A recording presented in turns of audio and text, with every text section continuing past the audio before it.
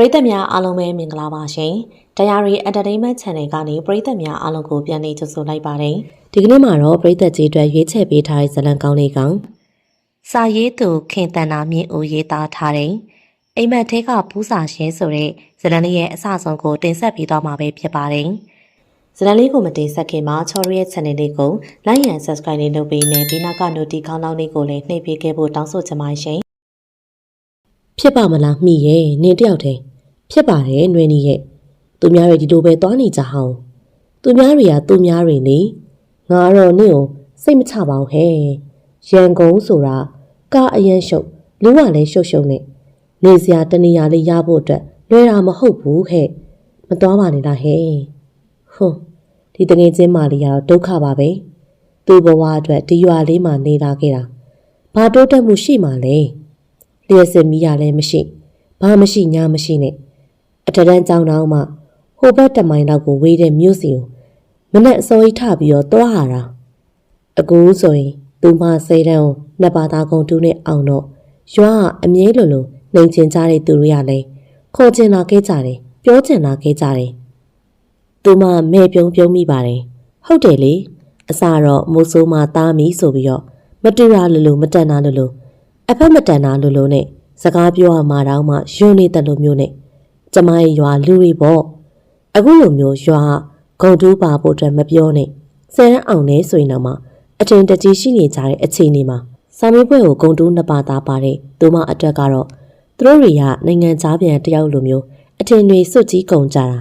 ဟိုကဟင်းလာပို့လိုက်ဒီကလာပို့လိုက်နဲ့အသေးစမ်းနေပေါ်လို့ဆိုကနဲ့အဝတ်အစားလေးရင်လည်းလာပေးရနဲ့ဟွန်းဖားနေကြရလေနိုင်ရတုမီဆိုရဲကျမသိတာပေါ့ဒါကြောင့်လေအမေကိုစကားအကုန်ပြောပြီးသားဘသူပါပဲပေးမယူနဲ့လို့အရင်တော့ကဘာမှမရှိတော့ကကြတော့ချီမုံနေမုန်းနေကြပြီးတော့အခုမှပဲရွှေလိုအဖိုးတန်နေဆိုပြီးတော့လာကတ်နေကြမိတိတ်မုန်းတာပဲမိပဝေမျက်နာမဟုတ်ဘူးအောက်ချေလွတ်တာလည်းမဟုတ်ဘူးကိုဘွားကိုတိလို့ကို့အနာဂတ်အတွက်ပဲစဉ်းစားတာဒီရွာလေးမှာတက်တက်လုံးဘဝကိုကောက်ဆိုင်ပြိုးနှုံနဲ့မနေချင်ပါဘူးကြီးကျယ်တာတော့မဟုတ်ဘူးမိကငငယ်လေးကတည်းကငပိရေးဆိုတာအနက်နောင်မှခံနိုင်ခဲ့တာမဟုတ်ဘူးဒါကြောင့်မလို့စားစရာမရှိတဲ့နေဆိုရင်အမေကဖြစ်တယ်လို့စားပြီးတော့သူမတော့ကြုံကြော်ကြွေးခဲ့တာအမေကတော့ဖေတူတာတဲ့ဖြစ်နိုင်ပါရဲ့နေဖေကမြို့ကြီးသားကြီးပဲမမေနဲ့ယူလို့ဖေဘက်ကလူတွေကလည်းအမွေပြတ်ဆွန့်လွတ်ခဲ့လိုက်ကြတာဒါပေမဲ့ဖေကမငင်းညူပဲနဲ့မမေနဲ့အတူတူတောရွာလေးမှာပဲလိုက်နေတာဒိုးဒူပေါင်းပတ်လောက်ကင်စားတော့ခဲ့ကြတာနောက်ဆုံးတော့ရွှေဘုံပေါ်မှာဆန်လာခဲ့တဲ့သူဆိုတော့တောရဲ့စင်ရဲ့ကြက်တဲမှုတောင်လည်းမခံနိုင်ပဲဖေဆုံးမသွားခဲ့တယ်မိတနစ်သမီးအရွယ်မှာပေါ့မိကိုမိမိကဖေမရှိပေမဲ့လေအဖေလိုရောအမေလိုပါစောင့်ရှောက်ကနေဈေးပန်းကောင်းပေါ်တင်ပြီးတော့ရှာကျွေးခဲ့တယ်နောက်ဆုံးသူမ10တန်းအောင်တဲ့အထီပေါ့သူမကဘာမှသာမရှိတာမာနတော့မိုးထိုးနေရပဲတရွာလုံးဘသူ့ကိုမှစကားမပြောဒါပေမဲ့သူမကိုအတင်းလိုက်ပေါင်းနဲ့နွေနေတယောက်ကလွဲလို့ပေါ့ဒီကောင်မလေးကတောက်တဲ့လိုပဲခွာဝိုးမရတာသူမဘလို့ပဲပြောအတင်းလိုက်ခေါ်တာဘာတဲ့မိရတဲ့ညနေကျော်တင်ထားတာတော့မှမဟာဆန်တဲ့ပုံပေါ်တယ်တဲ့မခေါ်ဘဲနဲ့မနေနိုင်ဘူးတဲ့လေဟွန်းဘလို့ပြောမရတဲ့သူမလေးကနောက်ဆုံးမှာတော့လေးတန်းအနေကြောင်းထွက်သွားခဲ့တော့သူမနဲ့ကွဲသွားပြီးတော့အိမ်ရတော့အလုပ်တွေနဲ့သူမကူလို့ရတာမိရတော့မမေရဲ့ကျေးဇူးနဲ့ပဲကျောင်းဆက်တက်ခွင့်ရခဲ့တယ်ဒါပေမဲ့လည်းသူမအိမ်မှာရှိနေမယ်ဆိုရင်ຫນွေနီကအလုပ်တွေဖြစ်ပြီးတော့သူမစီကိုလာနေကြဒါကြောင့်လေသူမတယောက်ပဲမိခင်ခဲ့တာလေမိကိုချစ်တယ်လို့မျိုးမိလည်းချစ်တာတကယ်ချင်းမလေးຫນွေနီကိုပါဟဲ့မိ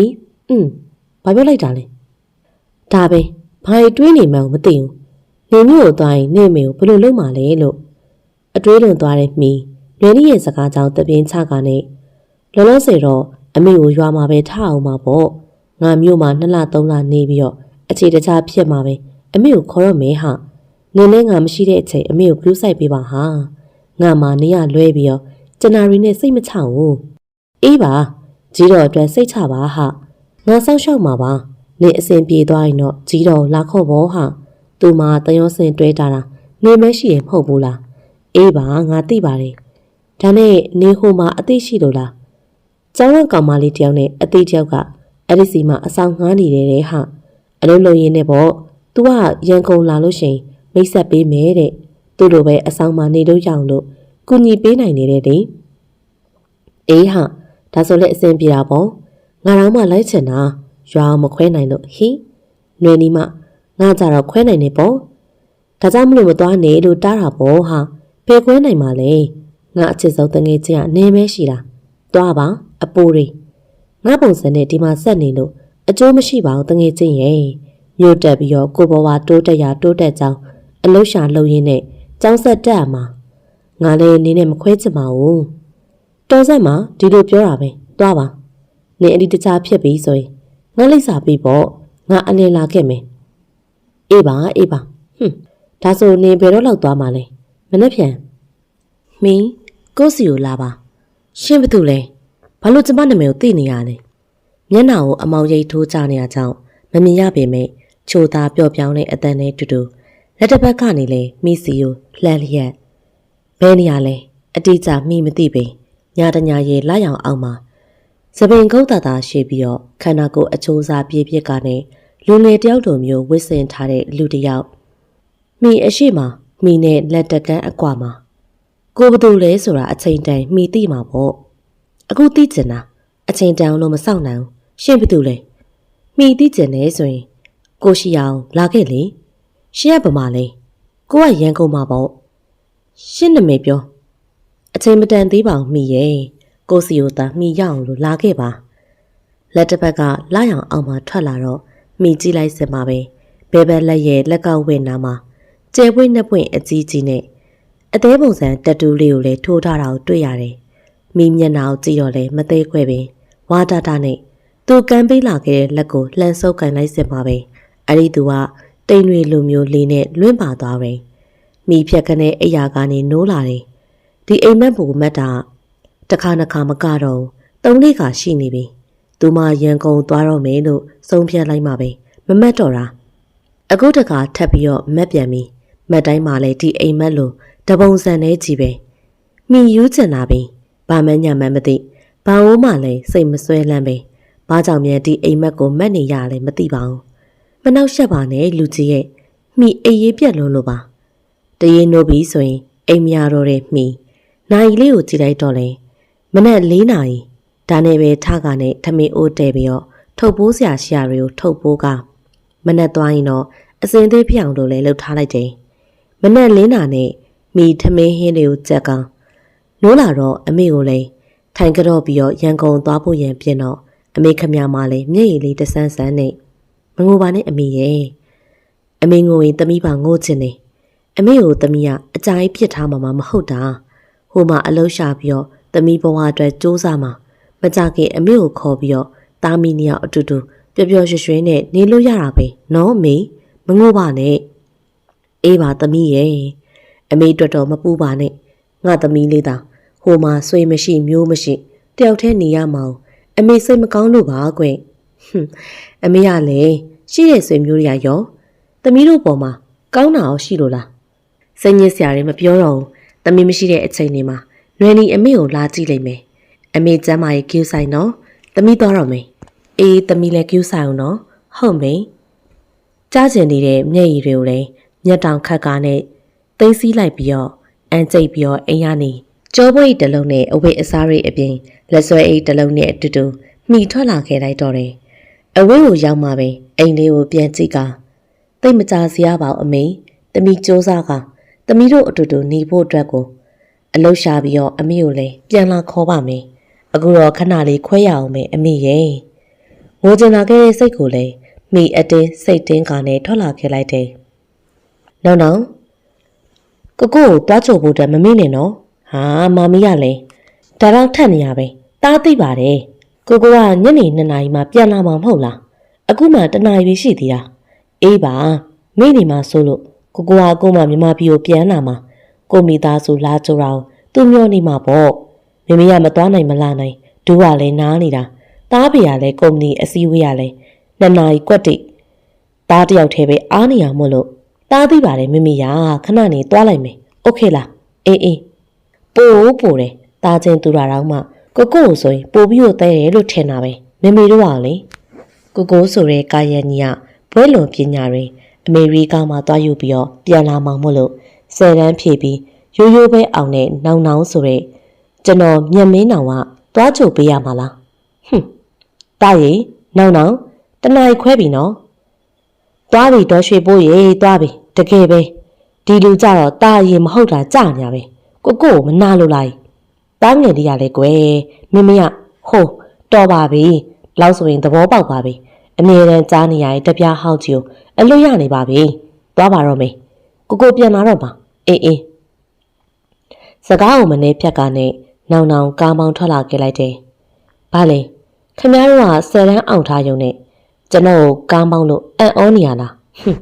ကျွန်တော်က18ပြည့်ခဲ့ပြီဗျကားလိုက်စရာအသက်ခိုးထားလို့အစောကြီးကလေးရနေရ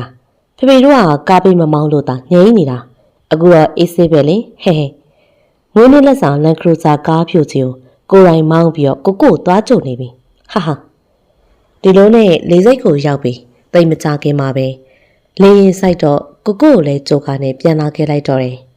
ဘယ်လိုလဲနောင်ဒီနေ့တော့အဆင်ပြေသွားတယ်ပေါ့ဟဲနှစ်နေ့ကြာထားမှာတော့မမေတို့စိတ်ချမ်းသာအောင်လို့နေပြလိုက်တာပါကောင်းရောဒါနဲ့ကိုရောအဆင်ပြေလားပြေတာပေါ့ကွာအဲ့ဒါမေးတာမဟုတ်ဘူးဟိုဟာဘဲဟာတော့မင်းဟာဗျာရီးစားပြောတာရီးစားဟာကွာကိုပညာရေးနဲ့ကိုရှုပ်နေလို့စေးစားချင်တယ်မှမရှိပါဘူးညက်လိုက်တာကိုရနောင်နဲ့ပြန်ကွာပါနောင်သားဆိုရင်မင်းအဟွန်းကလည်းစက်သိန်းတောင်ထလာပြီကဲပါအိမ်ရောက်မှပဲဆက်ပြောကြတာပေါ့မင်းတို့နေကောင်းနေမဟုတ်လားအကုန်ကောင်းနေဟင်ဘာဖြစ်တာလဲအငယ်ကောင်နောင်ကားလမ်းပေးမှာအထုပ်တွေချကားနဲ့သူ့အထုပ်တွေကိုလူယူမှဆိုးတာကြောင့်ပွေးဖက်ထားတဲ့ကောင်မလေးတယောက်ကိုတွေ့တော့ဟင်ကနေဖြစ်သွားတယ်အမတ်တမဲကြည့်လိုက်တာတော့မှမျက်နှာလေးကအာယုံမှာပျောက်ခွေမသွားပင်သူ့တပြင်းချကားနဲ့မောင်းထွက်လာခဲ့လိုက်တယ်ကိုကကူးမှပဲပြောက်တာမဟုတ်လားမိသားစုအတူတူပျော်ပါစကားလက်ဆောင်ကြအောင်မယ်နှလုံးသားရရတွေကိုခဏလေးဘေးဖယ်ထောင်းโอเคကားဆက်မောင်းဘာမှဖြစ်ဘူးကိုကောင်မလေးကတော်တော်လှလို့အငေးလွန်သွားဟင်းဖြစ်ရမယ်မင်းရတော့ကိုစကားကိုကြားတော့နောင်ပြုံးလိုက်တယ်ကိုကတင်းငိမ်နေသူကငချွတ်လေဒါပေမဲ့လေခုနကကောင်မလေးကိုတော့မျက်လုံးထဲကမထွက်ပေမင်းရဘသူဘေးရလာပြီးတော့ဘာလာလို့တာလဲကောင်မလေးရေအဲ့ဒီတယောက်ပေါ့မာနအရန်ကြီးတာနမင်းနဲ့မလိုက်တာလူကိုအဖက်မတန်တာလို့နဲ့သိလားဘေးနာနေကြားလိုက်ရတဲ့စကားကြောင့်မိစိတ်မကောင်းဖြစ်သွားတယ်သူမမျက်နှာအဲ့လောက်တောင်မှတင်းနေရလားရန်ကုန်မှာရောက်တော့စပယ်ယုံဆိုတဲ့မိန်းကလေးအဆောင်မနှဲရှာလိုက်ရတယ်သူမလည်းမလဲမဝေနေဆိုတော့အထုပ်တွေအလေးတော့ခံရမှလဲစိုးသေးတယ်တော်တော်နဲ့ကားမငါဖြစ်ပြီနောက်မှမဖြစ်တာနဲ့အသက်ခက်ကြီးဦးလေးအရွယ်မောင်းနဲ့ကားကိုငါးစပယ်ယုံအဆောင်လိမ့်စာကိုပြောပြီးတော့ပို့ခိုင်းရတယ်ရောက်ချင်းမှပဲအတီကောင်မလေးနဲ့တွေ့လို့တော်သေးရပေါ့သူမအကူကြီးနဲ့ပဲအားလုံးအဆင်ပြေသွားခဲ့ပေမဲ့မိမျက်နှာထားကြောင်းလဲလူမုံများတော့မယ်လို့ထင်ပါရဲ့ရန်ကုန်မှာအသိမိတ်ဆွေမရှိဘူးဆိုရင်အခက်မို့လို့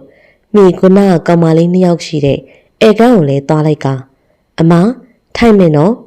မာနကြီးတယ်လို့ပြောနေတော့စကားလာပြောတဲ့မိကြောင့်လေကုနာကောင်မလေးအိုတိုအတန်ဖြစ်ကနဲ့ခေါင်းကြီးပြတယ်မိလဲရီပြကမိကမာနကြီးတာမဟုတ်ပါဘူးအမရွာမှာလဲဒီလိုပဲအားလုံးနဲ့ခက်တက်နေလို့မျက်နှာကြောတင်းနေရပါမိအမတို့နဲ့ခင်းစင်ပါတယ်အခုမှရောက်တာမို့လို့မိတ်ဆွေမဖွဲဖြစ်သေးရပါအမတို့မိကိုခင်မင်မှုလားဟင်ဟုတ်အမတို့ကခင်ပါတယ်မိယာမျက်နှာကြီးတင်းနေတော့စကားမပြောရဲလို့ခုနပြောမိယာတောင်းမှမိုင်းနော်မိရပါတယ်မိစိတ်မစိုးပါဘူးမိမျက်နှာကြောင့်အမတို့စိတ်ထဲမှာမခေါ်ရဲတာပဲလေဟဲမိယာသာတောင်းမှရမှာပါမိရဲ့ရီမမောနဲ့ပြောတဲ့စကားကြောင့်လေခုနကောင်မလေးနဲ့ခနာကျင်းမှာသူ့အကြောင်းကိုယ့်အကြောင်းဖလဲရင်းနဲ့ပဲညီမရင်းလိုမျိုးခင်သွားခဲ့ကြတယ်ဒါဆိုမိကအကြောင်းဖိတ်တုံးလေအလုံးလာရှာပေါ့ဟုတ်တယ်မမမို့ရွာမနေမိတိုးတက်မှာမဟုတ်ဘူးလေဒါကြောင့်ချိုသေးနဲ့ဒီအဆောင်မှာနေအလုံးလုံးလို့အဆင်ပြေတယ်ဆိုရင်အမေကိုခေါ်ပြီးတော့ဒီမှာပဲအခြေချတော့မယ်လေကောင်းနေဒါဆိုမမမိုးနဲ့အတူတူအလုံးလုံးမလားမမမိုးတို့ကအထက်ကျုပ်စိတ်မှလှုပ်တာလူလိုတယ်လို့ပြောတန်ကြတယ်မိဟာဒါဆိုလုံးမယ်မမမိုးမိအလုံးအမြန်ရချင်တယ်ဒါမှမမေကိုမြင်ခေါ်နိုင်မှာနောက်ပြီးတော့ တစ်ဖက်ကနေလည်းအိမ်ငားဖို့လေလောက်အောင်မရဲ့ဒါတော့မမခိုင်တို့အလုပ်ပိတ်ရမှာစုံစမ်းကြတာပေါ့ဟုတ်ကဲ့မမခိုင်မမတို့နဲ့ခင်ရလေတိတ်အဖိုးတန်တာပဲမိအမတွေလည်းရတယ်အလုပ်လည်းရတယ်ကောင်းပါလေမသိခင်တော့ကတော့မာနကြီးတဲ့ပုံနဲ့ခင်သွားကြတော့လေပေါ့တော့တော့နဲ့မမခိုင်ရလေမိရမမတို့နဲ့မှုလို့ပါနော်ကျန်တဲ့သူတွေနဲ့ဆိုရင်မျက်နှာတနိုင်ငံလုံးကစားတင်ထားတဲ့မျက်ခွက်ရဲ့ဟုတ်ပါကဲပင်မလာတယ်မဟုတ်လားအနားယူတော့မနက်ကစအလုပ်စဆင်ရမယ်မမမိုးလည်းနားတော့မယ်ဟုတ်မမတို့မိကျင်းနဲ့ပြုံးကနေကိုတွယ်ပေးထားတဲ့အခန်းထဲဝင်လာခဲ့လိုက်တယ်ဘလို့ချိုသေးကအိမ်ပြန်တော့မှဟုတ်လားဟုတ်တယ်မိဒီမှာနေလေဘာထူးမှလဲចောင်းပိတ်နေပြီပဲအိမ်ပြန်ချင်းနေပြီအိမ်ရလူတွေနဲ့မတွေ့ရလဲကြာပြီလေအင်းပေါ်ဒါကချိုသေးတို့ကိစ္စလေမိမတားပါဘူးဒါပေမဲ့စိတ်တော်မကောင်းမိရအခုမှရောက်တာမိတီးတဲ့ချိုသေးကပြန်တော့မှဆိုတော့စိတ်မကောင်းမဖြစ်ပါနဲ့မိရဲ့တရားမမိုးနဲ့မခိုင်တော့သဘောအရန်ကောင်းပါတယ်မိသူတို့နဲ့ခင်းနေပြီပဲလေချိုသေးမိကိုစိတ်ချပါတယ်မိရတခြားသူနဲ့မတူဘူးလေကိုဟာကိုမိန်လူစားမျိုးမြောက်မနေပါနဲ့ဖုန်းနံပါတ်ပေးခဲ့မိဆက်မယ်ချိုသေးစီကဖုန်းနံပါတ်ကိုကူတော့မှပဲမမမိုးတို့ရောက်လာခဲ့ကခဏနေအလုပ်သွားတော့မှပြင်ဆင်ထားတဲ့မိချိုသေးကိုစကားဖြတ်ကနေပြင်ဆင်စရာရှာတွေကိုပြင်ဆင်ပြီးတော့အသိစောင့်နေလိုက်တယ်ခဏနေတော့မမမိုးတို့ရောက်လာက၃ယောက်သားအလုပ်ယုံလမ်းလျှောက်လာခဲ့ကြတယ်အလုပ်ယုံကိုရောက်တော့မန်နေဂျာနဲ့တွေ့ကလူသေးဖြစ်ကြောင်းပြောတော့မန်နေဂျာမမကြီးကလည်းမမိုးမခိုင်တို့နဲ့တွဲပြီးတော့လှုပ်စေတယ်အစာပထမတော့မိသိပ်ပြီးတော့နားမလည်ပင်မဲ့နောက်တော့လေအသားကျသွားကအလုပ်တဲမှာလည်းကောင်းမြုပ်နေအောင်လို့စူးစမ်းနေလိုက်တော့တယ်မိထမင်းစားရအောင်နေ့လေထမင်းစားချိန်တော့မှရောက်နေပြီပဲဟုတ်ပါတော်ရတာအလုပ်ထဲမှာကောင်းမြုပ်နေရလာသွားစားရအောင်အဆောင်မှာအလုံးကလည်းကြိုက်ဆွဲစားကြတယ်တချို့တွေကြောက်လေကို့ဘာသာဖြစ်တယ်လို့ပဲစားလိုက်ကြတယ်မိရလည်းရောက်စားတော့လမ်းထရာခောက်ဆွဲကြော်နဲ့နှစ်ပါးသွားလိုက်တယ်မနေ့ကြောက်လေမုံရင်းကနဲ့နေလေကြပြန်တော့လေထမင်းနဲ့ဟင်းနဲ့ပဲစားကြရတယ်ဒါတော့ထမင်းဆိုင်ရာဝယ်စားခြင်းဖြစ်တယ်မိဆိုင်နဲ့တရိယာကနဲ့မမမိုးနဲ့မမခိုင်ဘာလဲမိအဆောင်မှာထမင်းချက်စားလို့ရလာရင်ရတယ်လေမိရဲ့ဒါဆိုဘာလို့အဆောင်သူတွေကထမင်းချက်မစားကြလဲမချက်တကြလို့ပေါ့မိရဲ့မမခိုင်ရလဲနောက်နေပြန်ပါပြီခက်ပြီးဒီကလေးမှတော့တကယ်ပါဆိုမမခိုင်တို့တော့မှထမင်းအိုးတစ်လုံးပဲချက်တတ်တာဟင်းရချက်ရင်လေငံသွားတာနဲ့တူးသွားတာနဲ့ပြစ်လိုက်ရတာများနေရဒါကြောင့်မလို့မမတို့လဲခြိုင်ဆွဲဒါဆိုမိတခုအကြံပေးမယ်ပြောပါဦးမိတို့ကိုယ့်ဘာသာကိုချက်စားမယ်ဘလို့ကိုယ့်ဘာသာချက်စားမယ်ဟုတ်လားမိရဲ့စကားကြောင့်တီးသွားတယ်မမိုးကလည်းရေးတောင်ရင်းနဲ့ပြန်ဖြေတယ်အေးနေမိရချက်တက်လို့လားမမခိုင်ရလဲအထင်သေးတာတောသူတွေပါငငယ်လေးကကိုယ်တိုင်ချက်လာခဲ့တာကဘာကျော်စဖို့မှုတွေတောင်မှထိုင်ငိုသွားအောင်ပဲဟုတ်ပါမလားဟဲ့ဟုတ်ပါတယ်ဆိုမမမိုးကလည်းမယုံညာကြရင်ချက်ကျွေးမယ်အပြန်ကြဈေးဝင်ပြီးလိုအပ်တာလေးဝယ်မယ်ဘလို့လဲစမ်းကြည့်ရပေါ့ကြာသနာလို့ရီတန်တွေကလည်းစုညံသွားခဲ့တယ်စာပြီးတောင်းအကြောင်းမှာတော့အလုပ်ပြန်လုပ်ကြတယ်ညနေအလုပ်သိမ်းတော့သူမတို့ဈေးဝင်ကားနဲ့လိုအပ်တာတွေဝယ်ပြီးတော့အဆောင်ထဲရောက်ရောမိလက်ဆွမ်းပြပါလေရောငါရီအိုးကလေးချက်ပြီးတော့နည်းနည်းမင်းလေးကိုအုပ်ထားကချက်မောင်ရွက်နဲ့မြင့်နဲ့အချင်းဟင်းလေးကိုချက်ထားတော့အနက်လေးရလည်းမှုေးလွန်းနေရင်မမိုးနဲ့မခိုင်ဘိုက်ကလည်းအချက်ပြလာခဲ့ပြီဒါပေမဲ့လည်းပြန်လာရချက်ပြုတ်နေတဲ့မိယာချက်ပြီးတော့ရေချိုးနေတော့ပြီးတဲ့အထီအိုမှာစောင့်ခါနဲ့၃ယောက်သားခေါင်းမဖော်တန်းစားကြလေအပပဆိုင်ရဝယ်ဆိုင်လက်ရထောင်အပုံကြီးတာတယ်ကွဘိုက်ကိုတင်းသွားပဲဟုတ်ပါမိုးရေခိုင်နှောင်းမှာဘိုက်မဆန့်တော့လို့မပြောဘူးလားမိချက်တတ်ပါတယ်လို့ယုံပါပြီနောက်လဲချက်ကျွေးတော့မမောင်နှစ်ယောက်ဈေးစကားခံမယ်ဒီလိုမျိုးမစရတာကြပြီ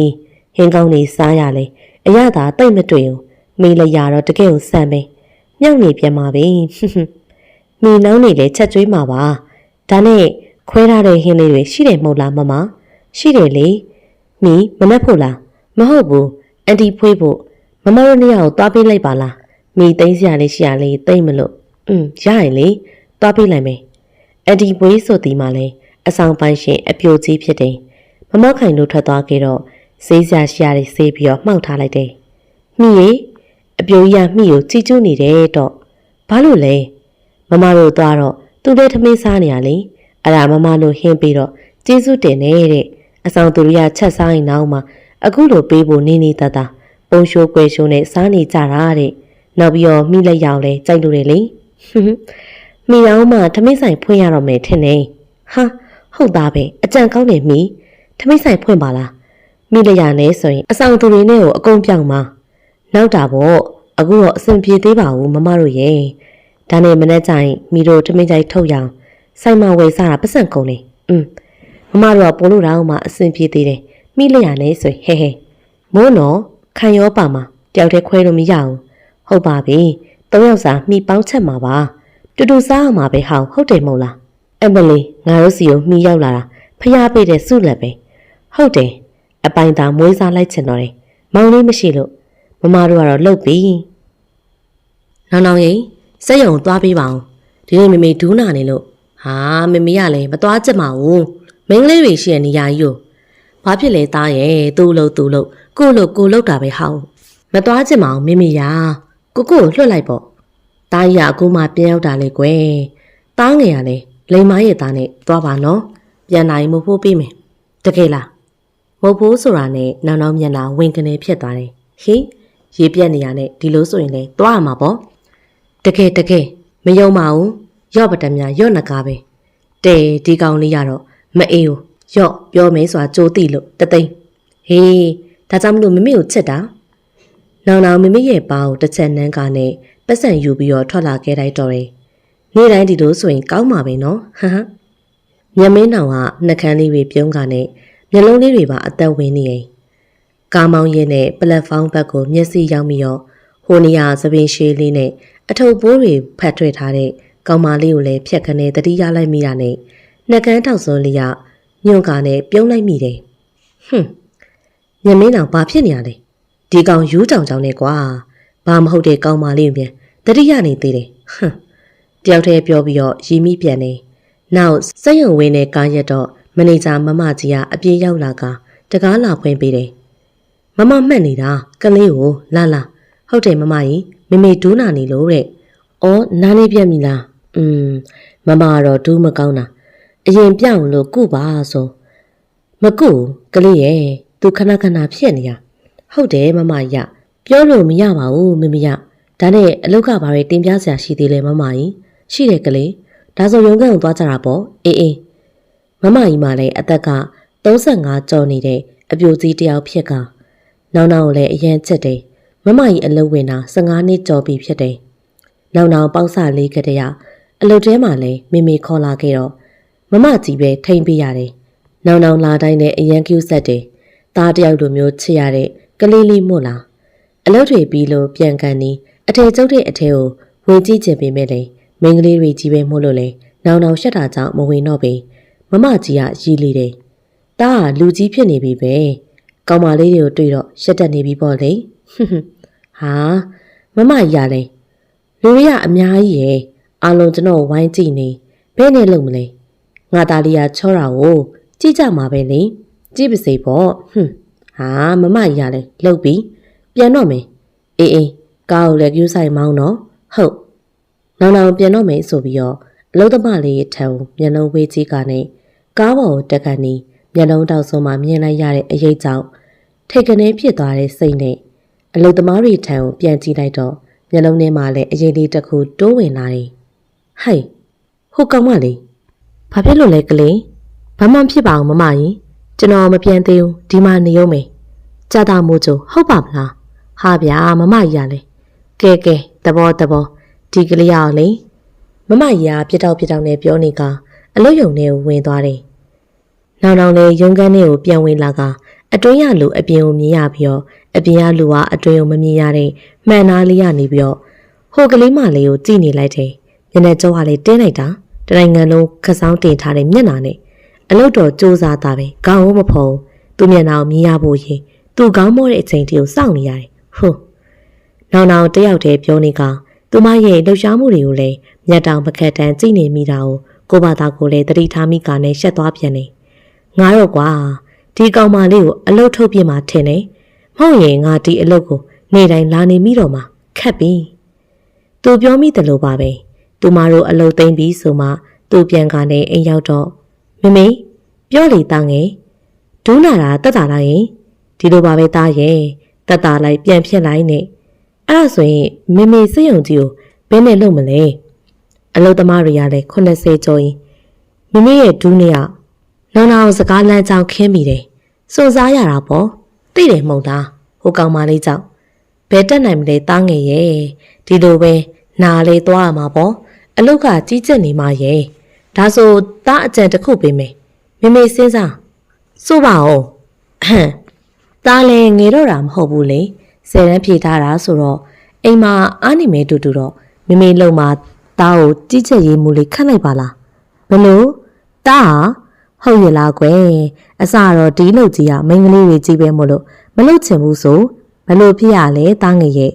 မိမိရဲ့စူဆန်တဲ့အကြီးတွေနဲ့စကားကြောင့်နောက်အဲ့ဒီမိကုံတတိကြီးစွာထားပြီးတော့ဖြစ်ရမယ်မဲ့သဘောပေါက်လိုက်တယ်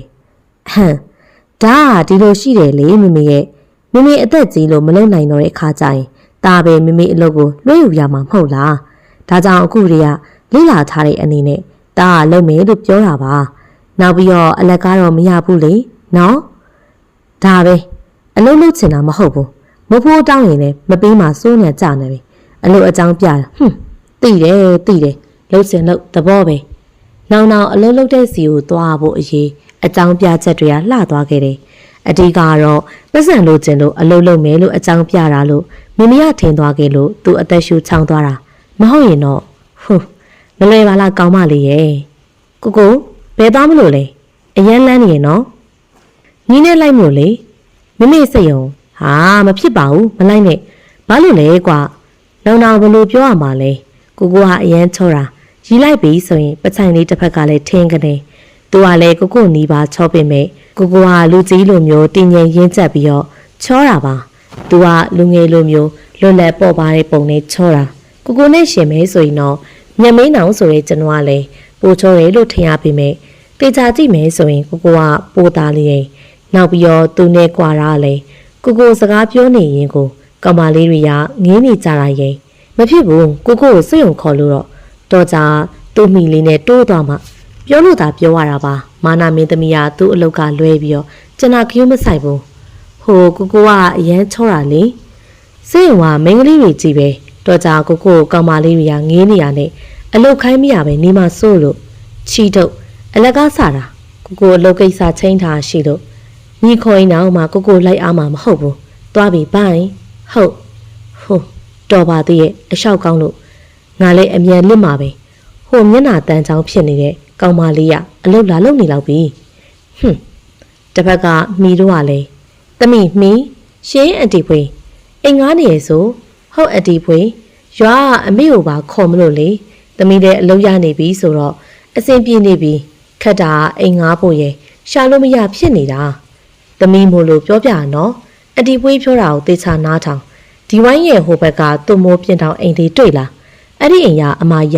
သူတို့အမျိုးတွေရှိတဲ့မုံရွာဘက်ကိုသွားရမှာမလို့အိမ်လေးကိုအန်တီကိုရောင်းခဲ့တာသမီးအိမ်ငားမရဘူးဆိုရင်အဲ့ဒီအိမ်လေးမှာပဲနေပါလားအရင်ကအိမ်ငားတွေကလည်းပြောင်းသွားကြပြီအဒီထက်ပြီးတော့မငားပဲနဲ့ဒီတိုင်းပြစ်ထားတာ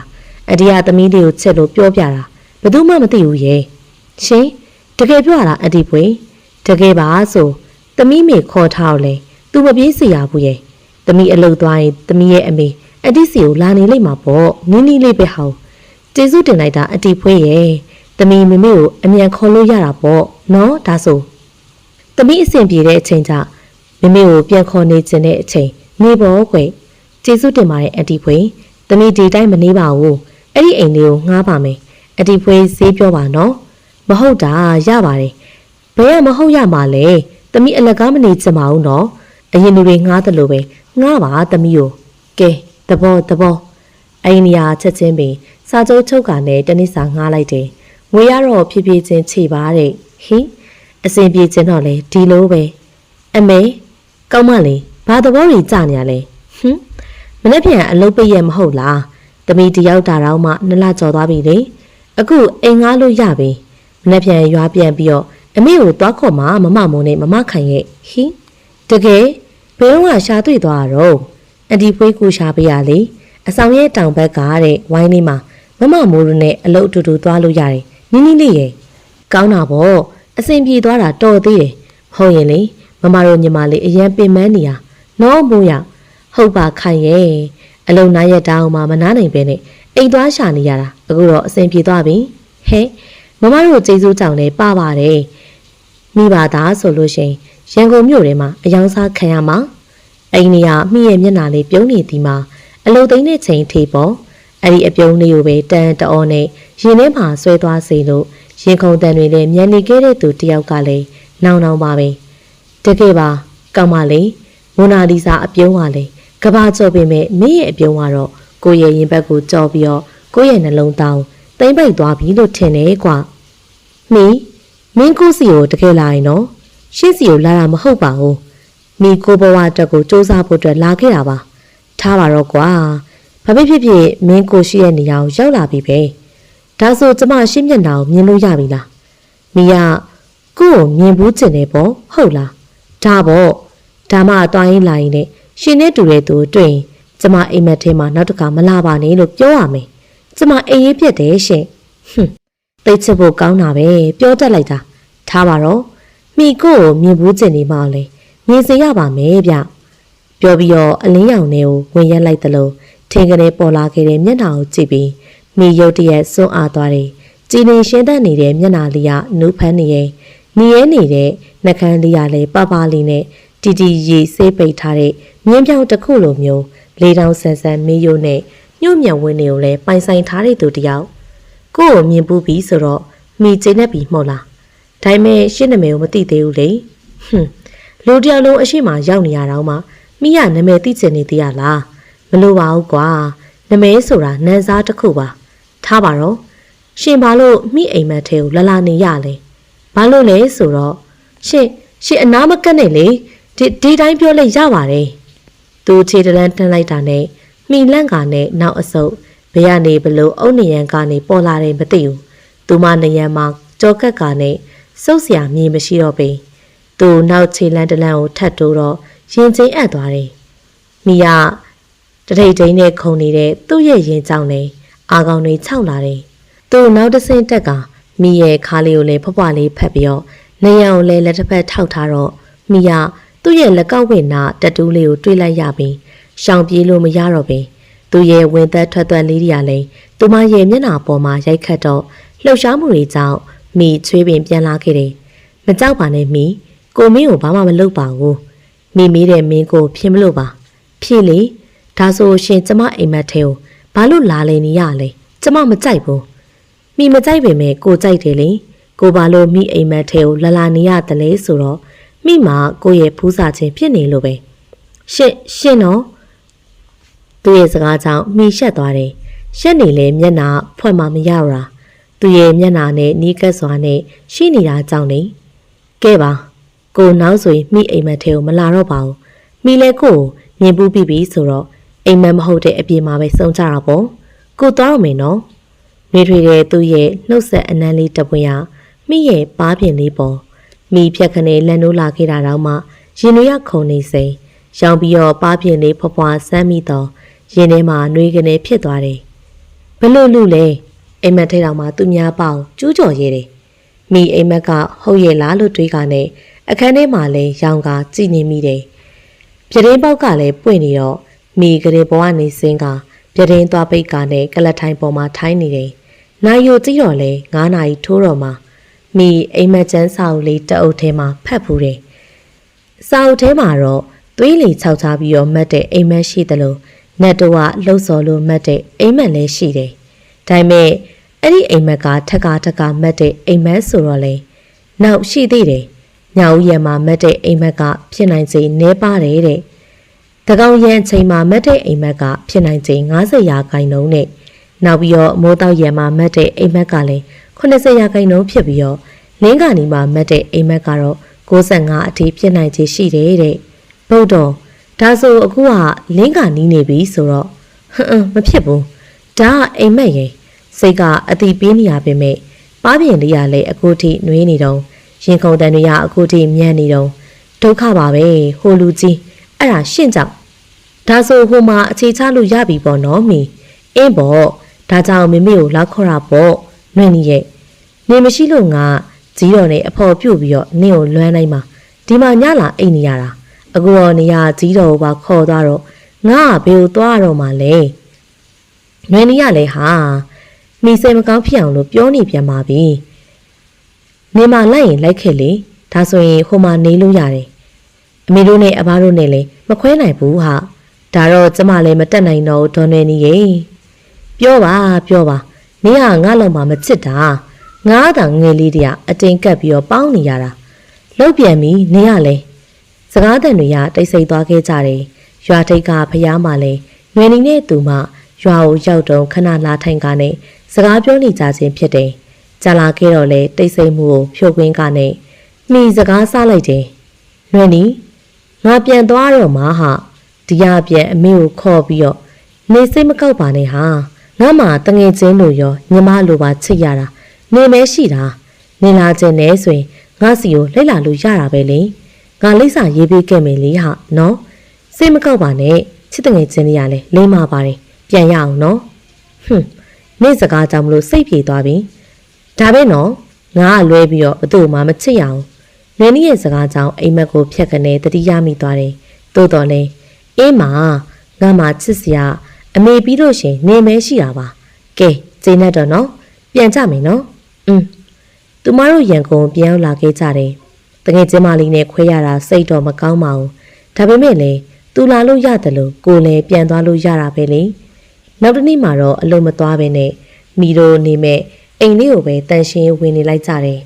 ဝိုင်းတွေကခြုံတွေမြက်တွေကိုလည်းရှင်းကနဲ့တသက်ရက်လေးဖျောင်းလို့လှုပ်ပြီးတော့ဝဲထားတဲ့ပန်းမင်လေးတွေနဲ့အိမ်ကနေပြီးတော့ခြံဝါထီကိုလည်းလမ်းတစ်လျှောက်မှာတော့အစီရေးထားလိုက်တော့ပန်းကင်းကြားထဲမှာလမ်းလျှောက်နေရတယ်လို့ပဲညနေရောက်တော့မမိုးနဲ့မခိုင်ရအလောက်ကနေပြန်လာခဲ့တယ်ရေမိုးချိုးပြီးတော့မိတို့အိမ်ဘက်ကိုလည်းကူးလာတယ်မြေကောင်းရဲ့လားတော်ကောင်းပါတယ်သမီးတို့ရဲ့ခဏနော်နှိုင်းရင်သမီးအဲ့တဲ့တွေလာတယ်ဟဲ့မိမမေရဲ့နိုင်လို့ခေါ်တန်းကိုကြတော့မိရဲ့ညီမလေးလားလို့လဲမိုးနဲ့ခိုင်တွေးလိုက်မိကတယောက်နဲ့တယောက်ကြည့်လိုက်ကြတယ်မိမညီမရှိတယ်လို့မှပြောမထတာလေဟောမမမိုးလို့ပါလားစားပြီးခဲ့ကြပြီလားမစားရသေးပါဘူးမိတို့စီမှာစားမလို့လေသိတယ်လေဒါကြောင့်မလို့ကြိုသိလို့ပိုချက်ထားတာစားသွားကြအဲ့ဒါအရေးမကြီးပါဘူးခုနကတော်တော်ခေါ်တာနိုင်နဲ့မိညီမလားဟိအဲ့ဒါမိကိုခေါ်တာလေမမေကမိကိုမင်းလို့တိတ်မခေါ်ဘူးနမဲအရှိနိုင်ရတုမိနဲ့နိုင်ဆိုတာပဲခေါ်တာများတယ်မမခိုင်ရဲ့ဩထားပါတော့ဒါနဲ့သတင်းတို့ရှိတယ်သိလားဘာမြက်နဲ့မမမိုးရဲ့မမိုးတို့အလို့ရှင် boss ငငယ်စောလေးလေသိလားမသိဘူးလေသေရောထားလိုက်ပါတော့ तू ကလေမိကိုရှာနေပုံပဲသိလားအမေတို့နှစ်ယောက်တည်းလာလားဟိုတယောက်ရောမပါဘူးလားတဲ့ဟင်းငငယ်စောလေးကစကားလာပြောနေလို့ပြောနေတာဘယ်နဲ့ तू ကတခြားသူကိုမေးချင်တာမမမိုးနဲ့မမခိုင်တော့လေခွမ်းတော့တာပါပဲဟဲ့လှုပ်ပြီးမမတို့ကတော့မိရီနေလိုက်တယ်ကိုမမသိတာကိုဟုတ်တယ်အလုံးရောက်ပြီဆိုရင်မျက်နာအလုံးမှာပဲရှိနေတာဘယ်လိုကြည့်နေလဲဘသူတွေကဘာတွေလုပ်နေလဲမိမသိဘူးလေကိုအလုပ်ကိုပဲကိုလုပ်တာအဲ့လိုနဲ့နောက်နေ့မှာတော့အလုပ်ပြန်စဆင်းနေမနက်ခင်းအလုပ်ရုံနဲ့ဝင်တော့မယ်လို့တော့ဝေးရပါအသီးစိတ်ကဘေးဖြတ်ခနေဟင်ဟိုအိမ်မက်ထဲကလူနဲ့တူလိုက်တာဒါပေမဲ့ तू ကငယ်ပြီးတော့ပိုချောနေတယ်လို့ပဲဟုတ်မဟုတ်ရဲ့လားငါမျက်စိမြဲမှားသလားမဖြစ်နိုင်ပါဘူးဒီမျက်နှာမျိုးကခဏခဏတွေ့နေရတာအလွတ်ရနေပြီဒါနဲ့နည်းနည်းလေးတော့လွဲနေတယ်လို့ပဲဘယ်ဟာကွဲတာမှန်းတော့မသိဘူးဟဲ့မီအဲ့ဒါမမမိုးလို့ပြောတဲ့ boss ချောတယ်နော်ဟောရီးပြနေရဲ့တော့အတူတူလျှောက်လာခဲ့တဲ့မမိုးနဲ့မမခိုင်ရပြောလာခဲ့တော့ဟိုတတိယလည်းရီများပြနေသေးတယ်မျက်နှာချိုမဲ့ပုံပဲမိချောတယ်နော်ငငယ်လေးရှိသေးတယ်မမခိုင်တို့နဲ့တိတ်မကွာတော့ဘူးကြားသွားပါအောင်မယ်မမခိုင်ရဲ့ရှုတွတ်မိတို့တွတ်နဲ့ပြောနေကအလုတ်ထဲကိုဝင်ပြီးတော့အလုံးလုံးနေလိုက်ကြတယ်နောက်မှလဲကိုကရီးပြတာတော့မှကြောင်နေရလားဆိုတဲ့မျက်နှာပေးနဲ့ကြည့်သွားခဲ့တဲ့မိရဲ့မျက်နှာအုံနောက်ထဲမှာတော်နဲ့မထွက် အဲ့လောက်တောင်မှကစီးနေရသလားကောင်းမလေးရဲ့မိလန်းထိတ်ကမုတ်တီဆိုင်မှာမိမိတို့မုတ်တီဝင်ဝဲကားနဲ့ပြန်လာခဲ့တော့ခြံဝင်းတစ်ခုတည်းကတိုးထွက်လာခဲ့တဲ့ကားကိုမြင်ပြီးလန့်ကာနဲ့ရှောင်းလိုက်မိသည်မှာခြေကောက်ပြီးတော့လဲပါလေရောနားလိုက်တာအစ်စ်လွဲသွားပြီလားမသိဘူး sorry ပါနော်ကိုမှားသွားတာတောင်းပန်ပါတယ်ထားနိုင်ရဲ့လားမထားနိုင်ရင်လည်းကိုလက်ကိုဆွဲပြီးတော့ထပါလားမင်းကလေးချိုသားရဲ့အတန်နဲ့တူတူလက်တစ်ဖက်ကထိုင်နေနေတဲ့မိရဲ့မျက်နှာရှိကိုရောက်လာခဲ့တော့မိရလည်းအဲ့ဒီလက်ကိုကြည့်မိတယ်အိမ်မက်ထရလက်နဲ့တော်တော်လေးကိုမှတူနေရဲ့လေနောက်ပြီးတော့လက်ကောက်ဝင်းနာတက်တူးကိုကြည့်ဖို့ရလက်ရှိဝတ်ထားလဲကြည့်မြပင်ဒါနဲ့တဖြည်းဖြည်းချင်းမော့ကနဲ့မျက်နှာကိုကြည့်လိုက်ပြီးတော့ဟင်ဟေးမင်းအဆင်ပြေလားတခုဖြစ်သွားသေးလားရှင်မင်းအဆင်ပြေရလားလို့ခမ်းမိသွားတာရှိလားလို့ဟုတ်မရှိပါဘူးမိရုတ်တရက်လန့်သွားတာပါဘာမှဖြစ်ပါဘူးမိငေးနေတာလူမိသွားတဲ့မျက်နှာနဲ့ရှက်ရှက်နဲ့ပဲတစ်ဖက်ကိုလွှဲခါနဲ့ပြောလိုက်တယ်တကယ်တော့အဲ့လူကမိအိမ်မက်ထရလူကြီးနဲ့တပုံစံနဲ့ကိုတူနေရကြောင်းမျက်နှာမလွှဲမိပဲနဲ့အံ့ဩမှုနဲ့ပါဇက်အဟောင်းသားနဲ့ငေးကြည့်နေမိတယ်သိကြရဲ့လားထားကြည့်ပါဦးထားနိုင်ရဲ့လားလို့ဟုတ်ကဲ့ကိုလက်ကိုဆွဲထားလိုက်မိမငင်းပဲနဲ့အဲ့သူရဲ့လက်ကိုဆွဲကာနဲ့ထားရက်လိုက်တယ်မိချေမထောက်နိုင်ပဲခွေကျသွားတော့အဲ့လူကြီးကလည်းမိရဲ့ကိုလေးကိုထမ်းကင်ပေးလိုက်ကခြေစစ်လဲတာနေမယ်ကိုစိတ်ခန့်ကိုလိုက်ပို့ပေးမယ်နော်ရပါတယ်မိအိမ်ပဲပြန်ပါမယ်ဖြစ်နိုင်မယ်ဆိုရင်မိကိုဟိုးရှိနာအိမ်လေးကိုပဲလိုက်ပို့ပေးပါလားမိစိတ်ကမသွားကြုံဘယ်ဖြစ်မလဲကိုကနဲ့တိုးလို့မင်းခြေစစ်လဲသွားလေကိုတောင်ဝင်မကင်းဘူးမဟုတ်လားတခုဖြစ်ဘဲနဲ့လို့မလဲစိတ်ကလိုက်ပို့ပေးမယ်လားမိအချင်းပေါက်သွားတယ်ဘာမှမဖြစ်ဘူးလို့ပြောနေတာကိုစားချဲ့နေရဓမ္မမိရှင်ကြီးကိုတရားလည်းမစိုးအမှုလည်းမဖွင့်ဘူးအယော်လည်းမတောင်းဘူးမိကိုအကြောင်းကိုသိတယ်ဘာမှမဖြစ်ဘူးလို့ပြောနေရမဟုတ်လားဖဲမပို့နဲ့ကိုယ့်ဘာသာကိုပြတ်မယ်မိအိုင်းလူကြီးလက်ကနေယုံက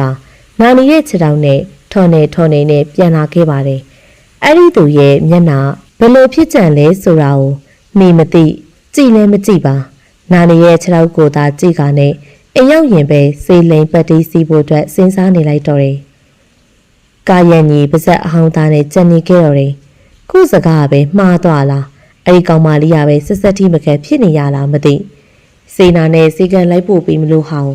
ဘလို့ဟာမလေးလည်းမသိဘူး။ဒါပေမဲ့အဲ့ဒီကောင်မလေးကိုမြင်ချင်းမှပဲစိတ်ထဲမှာတော့အရင်ရင်းနှီးနေတယ်လို့ခံစားရတယ်။ဘာကြောင့်လဲ။သူနဲ့လည်းဒီတစ်ခါပဲစုံပူးပါသေးတယ်။ဟုတ်ဘလို့ရေးဆက်လဲမင်းကလေးရေ။မီးဆိုပါလားနမလေးကလည်းတမျိုးလေးပဲ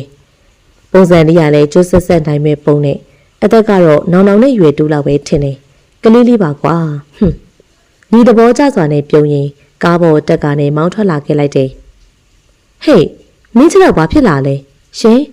ကျမကိုပြောလားတတိဟုတ်တယ်မင်းတို့ကပတိကြီးနဲ့မို့လို့မေးရလေမိထမိန်စားနာတော့တတိယအနားကိုရောက်လာကနေမေးတော့ပထမလှမ်းသွားတယ်နောက်မှပဲပြက်ပြေးလိုက်တယ်။ဘာမှဖြစ်ပါဘူး။ခြေခောက်သွားလို့ပါ။အော်တက်တာရီလား။မင်းဆက်ချုပ်ရတာခြေထောက်ကဒဏ်ရာနေဆိုတော့ဖြစ်ရဲ့လား။ဟုတ်ကဲ့။စေးလိမ့်ထားရီလားမီး။ဟုတ်။နောင်အသေးရလာတယ်။ဘာပဲပြောဟုတ်နေတဲ့ကောင်းမလေးကိုချစ်လာလို့မေးလိုက်မှာပဲ။သူကတော့စိုးရင်ပူပန်စွာနဲ့မေးလိုက်တာ။သူမကတော့ထမင်းစားတော့မှမပြတ်ဘူး။ဘာမှမဖြစ်တယ်လို့နဲ့အနားမှာလည်းယောက်ျားလေးတစ်ယောက်ရှိလို့ရှိန်ညာမျိုးလည်းမရှိပေသူထမင်းသူပဲစားနေတယ်သူတော်မှသူမစားနေရကိုကြည့်ပြီးတော့ဘိုက်ကစားလာတယ်လို့ပဲမင်းကလည်းမင်းကြီးပဲစားနေရပဲငါလည်းနည်းနည်းပါမကြွေးနိုင်ဘူးလားမကြွေးနိုင်တာမဟုတ်ပါဘူးတထိန်ထမင်းမလောက်လို့ပါဟမ်ဟုတ်တယ်မိယာတယောက်စာပဲထည့်လာခဲ့တာတထိန်ကြွေးလိုက်မယ်ဆိုရင်မိမောကပဲနေမှာပေါ့ဒါကြောင့်ခေါ်မကြွေးရပါဟာ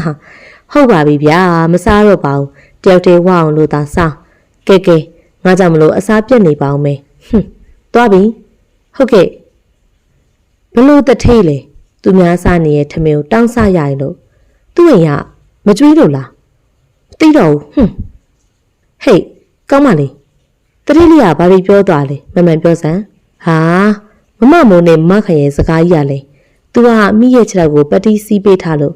ဘာဖြစ်တာလဲလို့မေးတာပါစိုးရင်နေတာမခိုင်တော့ဘာလဲစိုးရင်တို့လာမေးတာနေမှာပေါ့လို့မဟုတ်ဘူးလားမို့ဟုတ်ပါ ဟာဘာမှမသိဘူးမမမိုးတို့ကလေသွားတော့မေသွားရှက်သွားတာမမိုးတို့စကားကိုမမီမကြားကြည့်အောင်စောင့်ကားနဲ့ထွက်လာခဲ့လိုက်တော့တယ်ဟိုလူအဖြစ်သူများထမင်းကိုလာတောင်းစားနေတာပြောလိုက်ရင်လည်းသူ့တိတ်ခါကြအောင်မေတတိဖြစ်ပြီးတော့သူများထမင်းကိုတောင်းစားတယ်ဆိုပြီးတော့နည်းနည်းကြီးနေမှာဒုက္ခဟိုစကားမဆက်ဟိုလူကြီးဘာတွေလုပ်နေပါလဲတတိရလိုက်တာမိန်းကလေးရဲ့ဘာတွေလုပ်နေရလဲတက်တာကြီးလားမသိဘူးတရင်လဲသွားမေးကောင်းမလားဟာမနာကေကသူ့ကိုမောင်းထုံရင်ဒုက္ခဘသူ့ကိုတတိယနေရလဲကိုကြီးကဟာဆိုရင်ရုံးကနေမှလူမရှိဘူးဆိုပြီးတော့တတိလလိုပြောမိလိုက်တဲ့စကားကလည်းအခန်းထဲကိုဝင်လာခဲ့တဲ့တငယ်ချင်းဆိုပြီးကြောင့်မျက်နှာဖြန့်ခနဲ့ပူသွားတယ်အေးလမ်းကြောင်လာနဲ့မင်းကုမ္ပဏီဆိုလို့ဝင်လာခဲ့တာအလန်းမင်းနော်ဒီဇိုင်းတွေကမင်းပြင်ထားလားအရင်ကငါသိတာဒီကုမ္ပဏီကဦးစောကိုရဲ့မိသားစုပိုင်တာပါဘယ်လိုလုပ်ပြီးတော့ဟုတ်တယ်ငါပြန်ဝယ်ထားတာသူတို့ကုမ္ပဏီတွေကအများကြီးမို့လို့ပြန်ရောက်လာနဲ့ငါလည်းပြန်ဝယ်လိုက်တာကွာဦးစောကိုမရှိတော့လုပ်ငန်းတွေကတိတ်အဆင်မပြေဘူးထင်တယ်ကွာ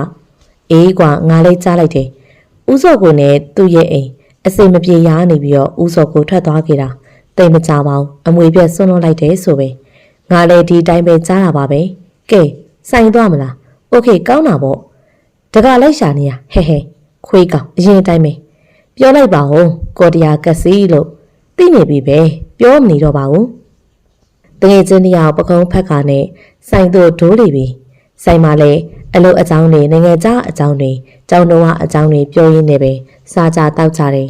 နောက်မှာတော့စိုးကြီးအညော်ကောင်းမှုကြောင့်ပဲအပြန်မှာတော့ညီရီဝေနဲ့မူးနေသေးတော့တယ်အိမ်ပြန်ရောက်တာနဲ့အိယာတွေကိုတန်းဝင်ကကရင်ပေါ်မှာလဲလှဲလိုက်တာနဲ့အိပ်ပျော်သွားခဲ့ရယ်ဒီမှာကိုအဟွာဟင်မင်းဟုတ်တယ်ကျမပဲဘာဖြစ်လဲဘာမှဖြစ်ပါဘူးကိုမင်းကိုတတိယနေတာမင်းချစ်တော်ရောတက်တာရင်လားပျောက်သွားပြီလားအဲ့ဒါရှင်းဖို့မဟုတ်ပါဘူးမင်းတိတ်စွာတာပဲနော်စွာရရောဘာဖြစ်လဲကျမပါစံနဲ့ကျမစွာတာလေရှင်းပါစံငားစွာနေလို့လားမင်းငားချင်နေဆိုရင်တော့ငားမယ်လေဒါပေမဲ့အလကားတော့မရအောင်တရားတန်စီပေးရမယ်အောင်မယ်ကြီးကျယ်လို့ရှင်းကဘလောက်အဖိုးတန်နေလို့လဲတိတ်တန်တာပေါ့မင်းကလေးရဲ့ကိုယ့်ရဲ့ပါစက်ကတခါဆိုတခါမှဒစိမ့်မင်းကလေးတွေနဲ့နမ်းပူးတာမဟုတ်ဘူးမင်းဘူးဆိုရင်မင်းနမ်းကြည့်ပါလားဒါပေမဲ့မင်းပထမဆုံးဖြစ်သွားမှာနော်သိလိုက်ပါလားကိုတင်မင်းကိုမလားအိုးစီပုံပေါင်းတီးပြီးတော့ဝမ်းသာလို့ကနေဦးမှာမယုံပါဘူးမင်းကိုမှာပါရှင်တော်တော်ရည်ရတာပဲကျမသွားမယ်နေပါအောင်မိရဲ့ရှင်ဘာလုပ်တာလဲမိရောလို့အရင်စကားတက်တဲ့မင်းကိုစုတန်လေးခတ်ချင်လို့ပါရှင်တော့လှိုးလို့စကားတန်လေးတီကနေအရက်မှာပဲຫນွေထွေနူးညံ့နဲ့သူမရဲ့နှကန်းလေးကိုသူနှစ်တန်မမောစွာနဲ့နမ်းရှိုက်လိုက်ပါတယ်ရင်ခုန်တန်ရဆူညံလာခဲ့ကနှလုံးခုန်တန်တွေရလဲပေါက်ထွက်တော့မလို့ပြင်ကနေစစ်ကနေဖြစ်သွားခဲ့တဲ့ဘဲဘက်ရင်အုံတွေကနေပြီးတော့ခန်းစားချက်တွေကိုလည်းသူနားမလည်နိုင်စွာနဲ့သူမရဲ့မျက်ဝန်းလေးကိုစိုက်ကြည့်မိတယ်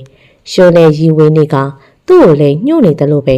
သူစိတ်တင်းကနဲ့လွှဲဖယ်ဖို့အတွက်စူးစမ်းလဲညှို့ချက်မိနေတဲ့သားကောင်တကောင်လိုမျိုးသူမရဲ့မျက်ဝန်းလေးတွေတရားနဲ့မခွာနိုင်ပြီသူရဲ့စိတ်တွေကကတိန်ကပါနဲ့ဖြစ်လာကမျက်စိစုံမိန်တို့သူမရဲ့မျက်နှာလေးအနှံ့လေးအနှမ်းတွေကိုချွေနေမိတယ်သူမကိုချစ်နေမိပြီလားဖော်မပြတိုင်းနဲ့ရင်တွင်းဝေနာတွေကသူမရဲ့နှကန်းအေးလေးပုံအနှမ်းဖြစ်နဲ့မွေးဖွားခင်ပေးလိုက်ကသူမရဲ့လက်တိုင်လေးအနှမ်းမှလေးသူမသူ့ရဲ့ရှေ့ကနေဖြတ်ကနေပျောက်ကွယ်သွားတယ်ဟင်အိမ်မက်နေရပါလားညီလန်နိုးလာခဲ့တော့ဝုံတိုင်းကျဲနေတဲ့ရင်ဘတ်တရားစီးချက်တွေကထပ်ပြီးတော့မခုန်နိုင်အောင်လို့လက်နဲ့ဖိထားတယ်ဖိထားတဲ့ကြားပဲတိုးထက်ကနဲ့ဗယံပတာနဲ့ခုန်နေသေးတယ်အိမ်မက်ဖြစ်နေရပါလားကွာအိမ်မက်ငါနှခမ်းနဲ့ကိုတီကိုမှပူနွေးနေတော့မှလားကွာညီရေကိုလာခေါ်ပါအောင်ကွာဒီမှာကိုကားပြက်နေလို့ဟုတ်တယ်ပြန်တော့မှပြက်တာလမ်းရှိသေးတယ်လမ်းကဇိမ်းသားလေးမှာပဲဖြစ်မအောင်နော်ကိုဖုန်းချပြီဖုန်းချလိုက်ပြီးရဲ့နောက်မှာတော့ညီကားဘွားနဲ့စင်ကားဘာရင်မဟုတ်ဈေးဘက်ကိုလှမ်းကြည့်တော့ဟင်မိကိုတွေ့လိုက်ရတယ်ဈေးကျင်းအောင်လေးဆွဲကနဲ့လိုအပ်တာတွေဝဲနေတဲ့သူမလေးရလဲတကယ်ကိုအိမ်ရှင်မလေးတယောက်လိုပဲကိုနဲ့ရရင်လည်းဒီလိုပဲဈေးဝယ်ကနဲ့ချက်ကျွေးမယ်လို့ထင်ပါတယ်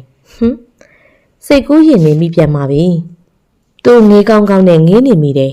သူမသွားလာလှုပ်ရှားမှုတွေကိုကြည့်နေရလဲကြည်နိုးစရာတစ်ခုပါပဲ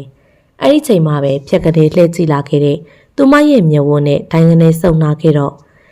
ခြေတုံလက်တုံဖြစ်ကနဲ့တကိုးလူမီတယ်လို့ဖြစ်သွားခဲ့ရတယ်အလကားနေအလကားမျက်နာလေးငုံကနဲ့မျက်ခုံးကြားလေးရနဲ့လက်မလေးနဲ့ကုတ်နေမိတယ်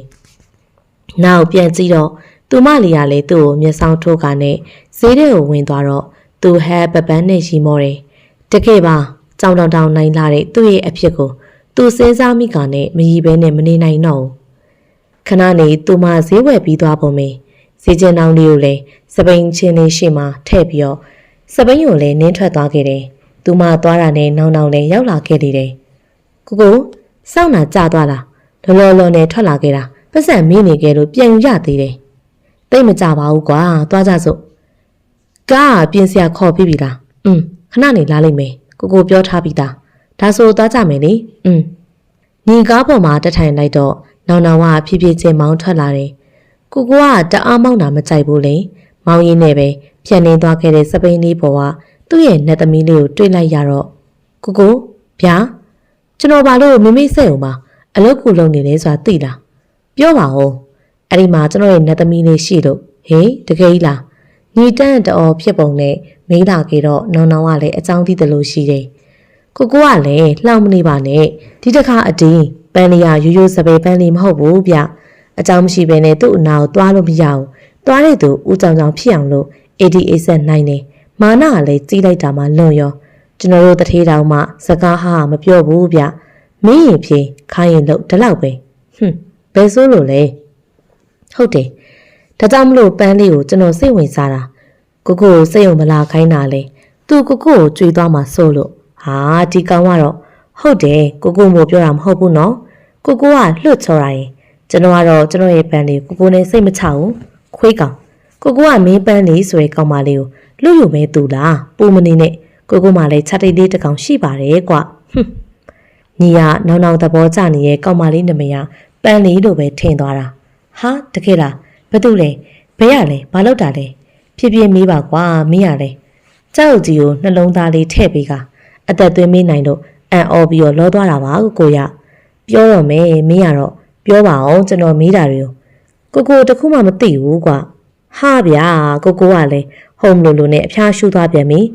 ဘသူဘယ်ကဘာလို့မှမသိတဲ့သူကကိုဒီကောင်ကြီးတဲ့ရောက်လာသလားနောင်လက်တစ်ဖက်နဲ့ကျင်လေစွာနဲ့ကားမောင်းနေကပင်ကျန်တဲ့လက်တစ်ဖက်နဲ့ကိုရဲ့ရင်ဘက်ကိုထောက်ပြတော့ကိုကပြုံးနေတယ်ကိုကအပြင်မှာထက်အိမ်မက်ထဲမှာပို့ပြီးတော့ရင်းနေတာကွာကိုသူ့ကိုနှစ်ခါတည်းအပြင်မှာတွေ့ဘူးလားအစိမ်းကိုရအိမ်မက်ထဲမှာရင်းနေရတယ်လို့ထားပါတော့နောက်တစ်ခါကြုံရင်ပြနော်ကိုစားကျွန်တော်သူ့အကြောင်းတွေကိုစုံစမ်းပေးမယ်အေးပါကွာညီနောင်ပြောမှပဲမီးဆိုတဲ့နာမည်လေးတစ်ခုကလွဲပြီးတော့ဘာမှမသိတာကိုလည်းအမတ်ရကနဲ့ရှက်ရည်ရှိနေတတ်တယ်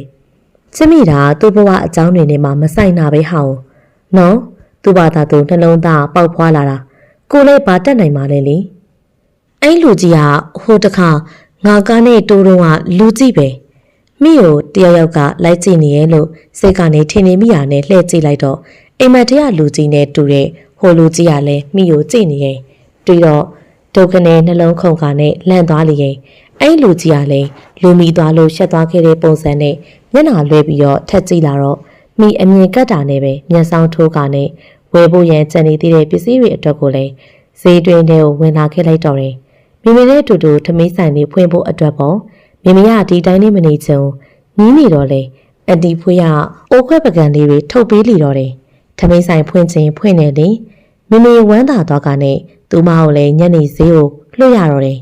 မနေ့ပြန်ညနေကျရင်ရောင်းဖို့အတွက်ပေါ့သူမလည်းအဆောင်သူတယောက်စီကနေစပိန်ငှားကနဲ့ဈေးဝယ်ဖို့ရန်အတွက်ထွက်လာခဲ့တယ်တိုက်ဆက်ဆိုင်ပဲဟိုလူကြီးနေမှလာတုံးနေရတယ်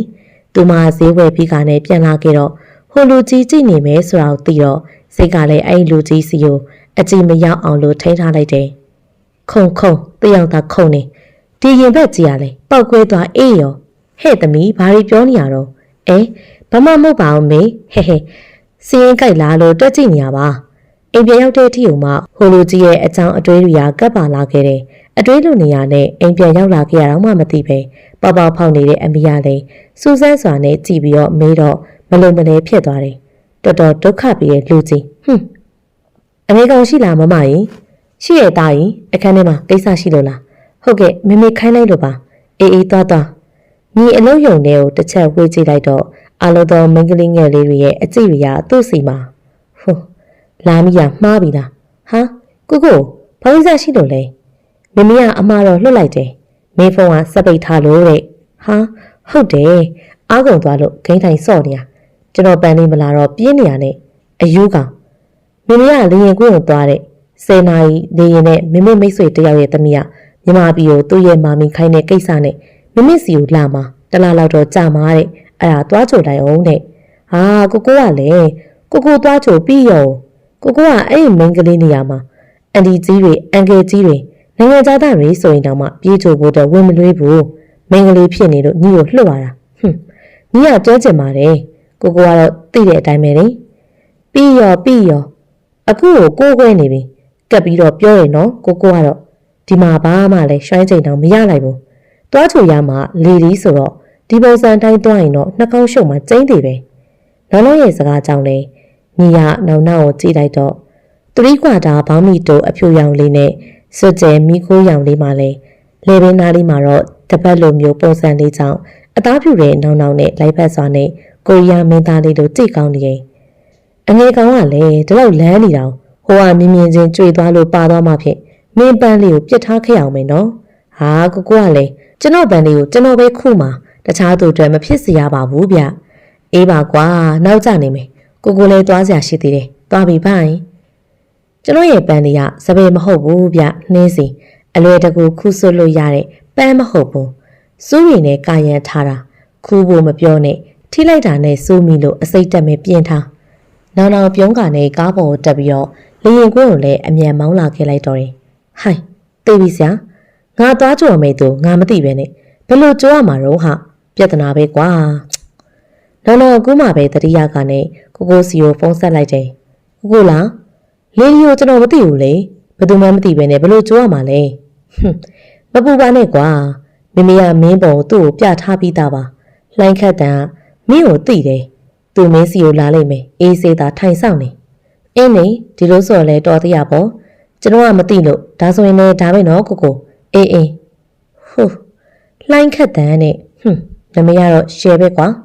လူကတော့ဖြင့်ဘလို့ပုံထွက်လာမှန်းတော့မသိဘူးသူလေရင်ကွင်းကိုရောက်တော့တိတ်မကြလေရင်ဆက်ရောက်တယ်အထုပ်ကိုစီဆွဲကားနဲ့ထွက်လာခဲ့တဲ့လူတွေကိုသူလိုက်ကြည့်နေမိရင်ကပင်လှိုင်းခတ်တန်ဆိုတာဘယ်ရွယ်ပါလဲလို့လဲစဉ်းစားနေမိတယ်ဒီမှာသူကြောင်တောင်းနဲ့ဟိုကြီးတီကြီးကြည့်နေတော့မှပဲအနောက်ကပခုံးတို့ကနဲ့ခေါ်လိုက်တဲ့သူ့ကြောင့်စကနဲ့လှဲ့အကြည့်ဟိုက်ရှာပါလန်ထွက်နေရပဲပုံစံတော့လုံးဝအလန့်ပဲပကုံးမှလည်းကျိုးမြင်မြင်လေးတစ်ချောင်းနဲ့ပါတဲ့ဘောလုံးပြောက်အဖြူသေးသေးလေးတွေပါတဲ့အင်ချီမဲလေးကဗိုက်သားဖြူဖြူလေးပေါ်နေကသေးချင်းတဲ့ခါမှလည်းအဖြူအောင်လေသားပေါင်းမိရှည်ဝှက်ထားက3 တန်းမလောက်မြင့်နဲ့ချုံမြနေတဲ့တောက်ဖက်ကိုလည်းစေးကနဲ့စပင်အဖြူရောင်လေးကိုယ်ဝဲတစ်ချမ်းဆောင်လေးနဲ့မျက်နှာထက်တောင်မှကြီးနိုင်တဲ့မျက်မှန်မဲကြီးကိုတက်ကနှကန်းကြီးကိုလည်းရဲတောက်နေအောင်လို့စိုးထားတဲ့ကောင်းမလေးကိုထက်တော့ငဲမယ်သူ့ထက်တော့ကြီးမဲ့ပုံမှာဒါပေမဲ့ရွယ်တူလို့ထရလောင်ကိုမှပြင်ဆင်ထားတဲ့ပုံမှာအသက်ရှူမှားလောက်စရာမျက်မင်းလောင်တော့သူမရဲ့အတန်ကိုကြာတော့မှငန်းနေရကနေတတိဝင်လာခဲ့တယ်ဒီလိုပါပဲကျွန်တော်ယောက်ျားလေးတွေကဘလောက်ပဲမြန်မာစန္ဒာတွေကိုမျက်နှိုးပါတယ်ပဲပြောရင်ကျေးတာလေးတွေကိုချက်ပါတယ်ပဲပြောကိုရှိမှာခက်ရှိပြေးုံမကောင်းဒိုင်မင်ခုန်နေလောက်ကိုမှလမ်းနေတဲ့ကောင်းမလေးတွေကိုတွေးလိုက်ရမယ်ဆိုရင်ဘလောက်တောင်မှရင်ကျေးသိမ့်မွေးတဲ့မိန်းကလေးကိုမျက်နှိုးပါတယ်ပဲပြောအဲ့ဒီခေတ်လုံးမိန်းကလေးတွေကိုမျက်လုံးကြွကြမတက်ကိုမှငေးကြောထူမီတက်ကြရင်လေဟုတ်ပါတယ်ကိုပါမင်းကလိုက်ခတ်တန်လားကိုဆိုလို့မှတ်ထောင်းတို့ကမင်းထက်9 နှစ်ကြီးရဲ့မင်းကိုထက်3 နှစ်ငယ်တယ်လို့အတီပြောပြထားလို့တို့သိနေတယ်ထားပါတော့တို့ကိုလာကြတာမဟုတ်လားသွားစို့တို့ပင်မန်းလာတယ်အကျိုးကြီးနဲ့ဒီမိန်းမတော့နောက်မကြည့်မနှက်ပင်နဲ့တောက်ခေါက်လိုက်တယ်သို့တော့လှိုင်းခတ်တန်ကတော့ကြားတော့မှမဟုတ်သူမကားပေါ်တော့မှရောက်နေပြီဓမ္မခမရှေ့ကမ်းမှာလာထိုင်ပါကျွန်တော်ခမရဲ့ driver မဟုတ်ဘူးမဟုတ်တာလေးကိုကလေးလိုစိုးမနေစမ်းပါနဲ့တို့ကိုလာကြတာပဲ ဒါတို့ရဲ့ driver ပဲမဟုတ်ဘူးလားမောင်းတော့ခြေချိတ်ထိုင်နေတဲ့သူမအမိတ်ဆန်စွာနဲ့ပြောလာခဲ့တယ်နောက်လေးဘသူမှတ်နေလို့လဲကားတစ်စက်ကလေးမှနေရမရွေ့သူအရွယ်တိုက်ကနေငိမ့်နေတော့လှိုင်းခတ်တန်နောက်ကိုမျက်စောင်းထိုးကနေရှေ့ကန်းကိုပြောင်းထိုင်နေရပြီလားစောရရတာစကားနားထောင်မဲဆိုရင်အချိန်မကုန်တော့ဘူးပေါ့ဒေါ်လှိုင်းခတ်တန်ရဲ့လာပါတဲ့မျက်စောင်းလေးကနောက်ထံကိုဝဲပြန်လာတယ်အဲ့ဒီချိန်ခဏတော့ကျွန်တော်မှီကိုမေးသွားတာဝင်ခတ်ပါတယ်ယောက်ျားဆိုတာမျိုးကဘလောက်ပဲချစ်ပါတယ်ပဲပြောနောက်ဆုံးတော့တာယာမှုပေးနိုင်တဲ့မင်းကလေးစီမှာပဲဝစ်စင်းသွားခဲ့ရပဲလေကျွန်တော်လည်းလော်ဂီသားပြီမို့လို့လှိုင်းခတ်တန်ရဲ့ရင်ပိုလိုက်မောဖွယ်ရအလားပါတွေကြားထဲမှာခေတ္တခဏတော့တာယာမိတာပါပဲဗျ sorry ပါမိရဲ့နောက်ခံရလဲရှုပ်ပွားနေရပဲဒီကောင်ငယ်ကအတိုင်းပဲတရက်မို့မရှိဘူးညီနောက်အခန်းလေးကိုခဏဝင်ကြည့်ရင်ရှုပ်ရက်ခတ်နေတဲ့အရာတွေကိုရှင်းရင်းနဲ့ပဲစာအုပ်တအုပ်ကြားရှော့ထွက်လာခဲ့တဲ့ဓာတ်ပုံလေးကိုကောက်ကြည့်မိတယ်ကိုမျက်နှာရတဲ့ပန်းလေးဆိုပါလားဘယ်သူပါလဲဓာတ်ပုံနောက်ကျောကစာလေးကြောင်လေးညီသဘောတကျပြုံးရင်ကပင်ပုံလေးကိုလှမ်းကြည့်မိတဲ့အချိန်မှာတော့ဟာမိပါလားဒါဆိုနောက်ရဲ့ပန်းလေးဆိုတာမိလားညီဓာတ်ပုံလေးကိုကြည့်ပြီးတော့မျက်လုံးတွေပြသွားခဲ့တယ်ပုံလေးကထမင်းစားနေတော့ခိုးရိုက်ထားတဲ့ပုံလေးမှန်သိတာတယ်ခြေထောက်မှာလည်းပတ်တီးလေးနဲ့အရာသူ့ကားနဲ့တိုးတော့ကဒဏ်ရာထင်တယ်ညီကောင်းငိုင်းဆိုင်ကျသွားခဲ့တယ်တသက်မှာတစ်ခါသာဖြစ်ပေါ်လာခဲ့တဲ့အချက်ကသူ့အချစ်ဆုံးညီလေးရဲ့ဆိုင်သူဖြစ်နေပါပေါ့လားထဲမထားခဲ့ဘူးနောက်ပြောင်းလဲသွားတာမိကြောင်နဲ့အရင်တော့မရှုပ်တော့တာလေမိကြောင်နဲ့အလုပ်တွေလုပ်လာခဲ့ရလဲမိကြောင်နဲ့သွားပြီသူ့ချစ်ကမစရသေးဘူးစုံးနေပြီထင်တယ်သူပြောခဲ့မိတယ်နောက်ရဲ့ကောင်မလေးကိုသူလွတ်မယူပါဘူးလို့ဒါပေမဲ့သူချစ်တဲ့ကောင်မလေးကနောက်ရဲ့ကောင်မလေးဖြစ်နေလိမ့်မယ်လို့သူထင်မထားခဲ့တာအခုတော့သူညီကောင်းငိုက်ဆိုင်နဲ့နောက်ရဲ့အခန်းထဲကနေထွက်လာခဲ့လိုက်တော့တယ်ညီလေးပဲပျော်ရွှင်ပါတော့ကွာညီကအေးမြလားဟင်မစင်စောဒေါ်ကြီးမြထမင်းဆိုင်လေးတိမ့်နေချိန်မှာပဲဆန်ရှိကားရက်ကနဲ့ဆင်းလာပြီးတော့မေးတဲ့မိန်းမတယောက်ကြောင့်မောကြီးကနဲ့အံ့ဩမှုနဲ့ကြောင်ကြည့်နေမိတယ်ဟုတ်တယ်ငါမစောပဲမောင်လေးနေကောင်းလာရင်သူ့ပဲသွားလေငါတတိယလိုက်တာအေးမြရဲ့ငါ့ကိုမောင်လေးနဲ့ပေးတွေ့စမ်းပါမစောကိုစောကလေဟဲ့ဘာလို့ငိုနေရတော့အေးမြရဲ့မငိုနဲ့လေမောင်လေးဘာဖြစ်လို့လဲရင်ထိတ်လိုက်တာအေးမြရဲ့ငါတို့မိသားစုမောင်လေးကိုအမေပြည့်ဆွလို့ခဲ့တာနောက်တာရနေပါပြီငါမောင်လေးကိုတွေ့ချင်တယ်သူရှိလားအေးမြမစောကိုစောဆုံးပြီဘာမောင်လေးဆုံးပြီဟုတ်လားအေးမြဟုတ်တယ်မစောကိုစောဆုံးတာ18နှစ်တောင်မှရှိနေပြီမစောရဲ့မမေဘာလို့ငိုနေရလဲသူကဘာတူလဲအဲ့ချိန်အိမ်ထဲကနေထွက်လာခဲ့တဲ့မိရငိုနေတဲ့မမေနာကိုသွားကမမေရှိရာမိမကြီးကိုကြည်ကားနဲ့မေးလိုက်တယ်အေးမြသူကမစောရဲ့တူမလေးလားယင်ဟုတ်တယ်မစောနိုင်ရမစောရဲ့တူမအရင်မှာ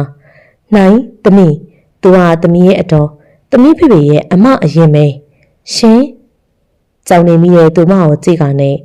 အမေခေါ်တဲ့မစောကလည်းတူမကိုဖေဖေနဲ့တူတဲ့တူမလေးအဖြစ်နဲ့ဖက်ကငိုနေတော့တယ်အိမ်နောက်မှာတော့တီစောကိုလည်းအိမ်ထဲကိုခေါ်ကသူမတို့အကြောင်းတွေအကုန်ပြောပြလိုက်တယ်အားလုံးကိုနားထောင်ပြီးတော့တီစောကစိတ်မကောင်းတဲ့မျက်နှာနဲ့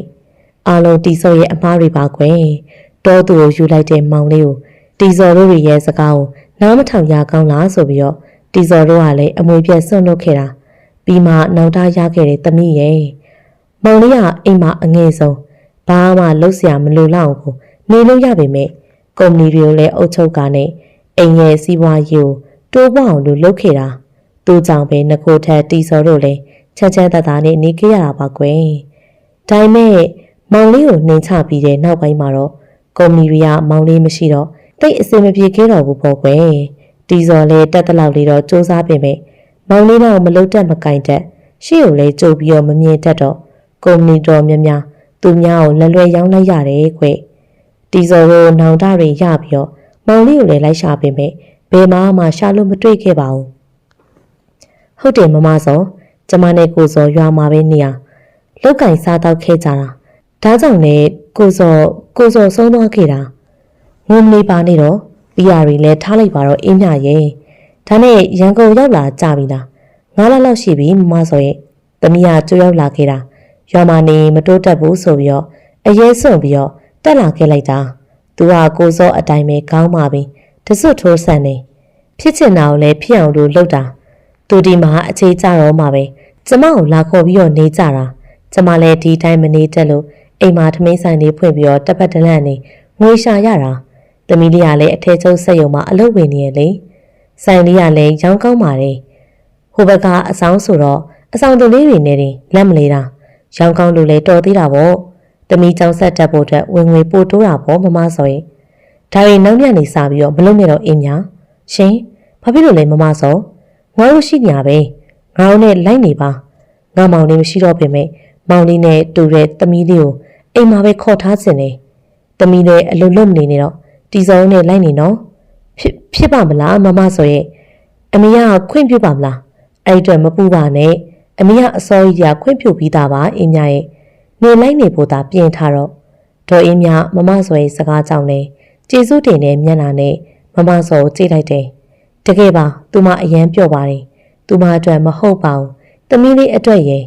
ငယ်လေးတည်းကဆင်းဆင်းရဲနဲ့နေခဲ့ရတဲ့သမီးလိုချမ်းချမ်းသာသာနဲ့နေစေခြင်းနဲ့သူမရဲ့ဆန္ဒတွေလည်းပြေဝခဲ့ပါပြီမမဆိုတို့ကတော်တော်လေးကိုမှချမ်းသာတည်ပဲလေကိုနီလားဟုတ်ပါတယ်ခမဘယ်သူပါလဲအေးမမဆိုပါကွကိုနီရုံးကမ်းမှာရှိလားလို့ဖုန်းဆက်မိတာ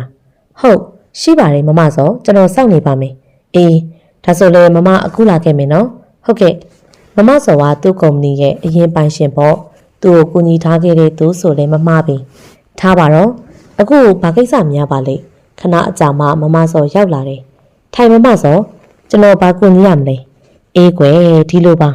မမစောမှာတူမလေးတယောက်ရှိတယ်မင်းသိပါတယ်မောင်စောလေးသူ့သမီးလေးအခုမှပြန်တွေ့တာ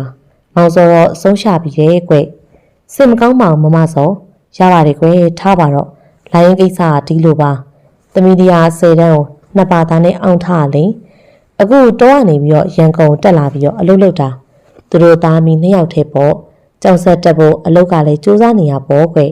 အခုမစော်တို့မိသားစုပြန်ဆုံးပြီးဆိုတော့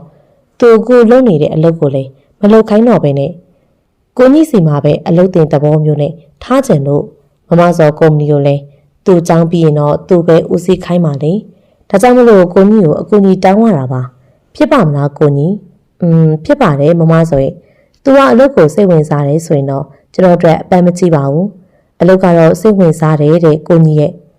သူကလည်းဖြစ်နိုင်မယ်ဆိုရင်ဒီလိုကုမ္ပဏီမှာပဲလုပ်ချင်တာတဲ့ဆယ်တန်းအောင်ယုံနဲ့အလုပ်မရမှန်းသိလို့တခြားအလုပ်လုပ်ရတာပါတဲ့ဒါဆိုအဆင်ပြေသွားပြီလို့သာမှတ်လိုက်တော့မယ်နော်ကိုကြီးဟုတ်ကဲ့မစောဒါဆိုသူမလေးကိုဘယ်နည်းလောက်လွတ်လိုက်ရမလဲကွဘယ်နည်းပဲဖြစ်ဖြစ်အဆင်ပြေပါတယ်ကောင်းပြီဒါဆိုမစောပြန်မယ်ဟုတ်ကဲ့ကဲနေထိုင်နဲ့တပည့်တယောက်တော့ရပြီဒါဆိုမီးကတထေးမကြီးဖြစ်သွားပြီပေါ့မဟုတ်ပါဘူးမခိုင်ရဲ့တထေးရဲ့တူမပါထားပါတော့ဒါဆိုမီးတို့ကပြောင်းတော့မှာပေါ့နော်ဟုတ်တယ်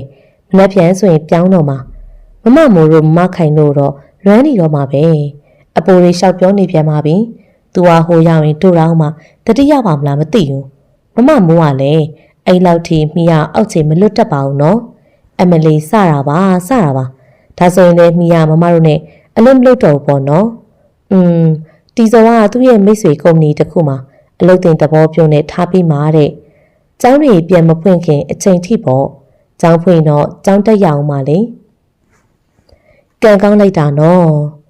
မမတို့လည်းတထေးမကြီးတူကသူတို့ရဲ့တူမဆိုပြီးတော့လာခေါ်ရင်ကောင်းတာဟိမခိုင်ရတော့လှုပ်ပြီအေးလေဖြစ်နိုင်တော့မပြောရည်တန်လေးတွေကစူညံသွားတယ်နောက်မှာတော့အတီးတီးပြန်ခုန်ကား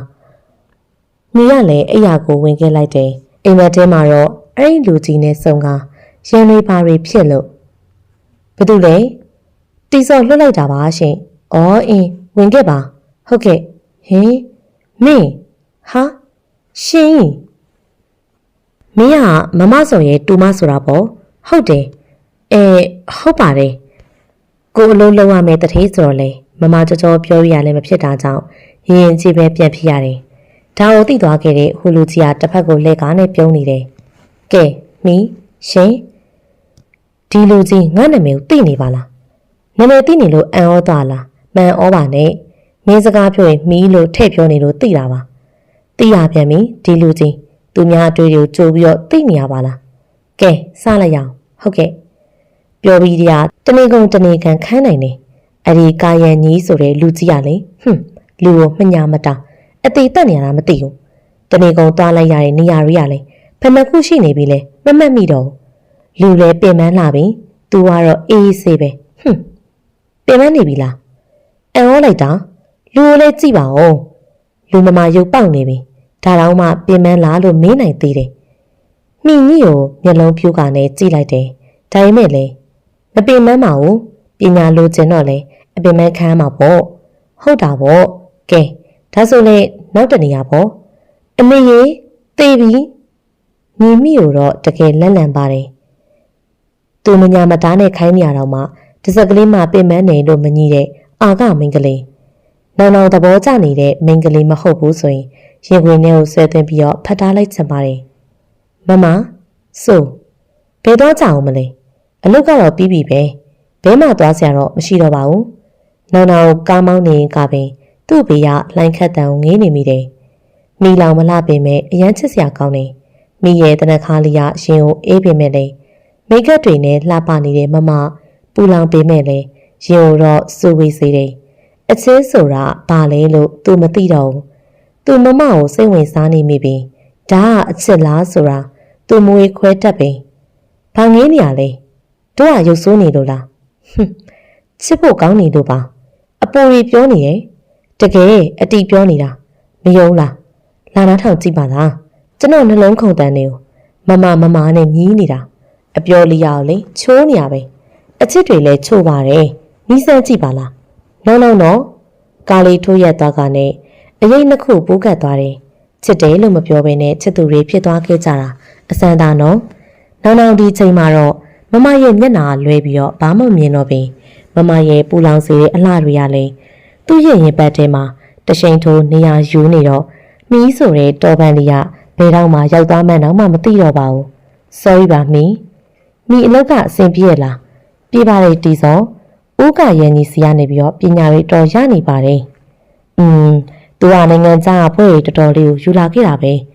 တီစောရဲ့တူမလေးစူးစမ်းတယ်လို့သူကပညာရေးပေးမှာပါနည်းနည်းတော့ပြင်ပန်းမှာပေါ့လေတမီးကကိုမှစလုပ်ရတာဆိုတော့ဟုတ်တယ်ဟဲတနေ့ကုန်သွားလိုက်ရတဲ့နေရာတွေကလည်းမနေမနှောပဲခြေထောက်တွေကိုညောင်းနေရောပဲဒါပေမဲ့မပြောရဘူးသူ့လုပ်တွေကအရင်စိတ်ဝင်စားဖို့ကောင်းတယ်တီစောရဲ့စူးစမ်းတာ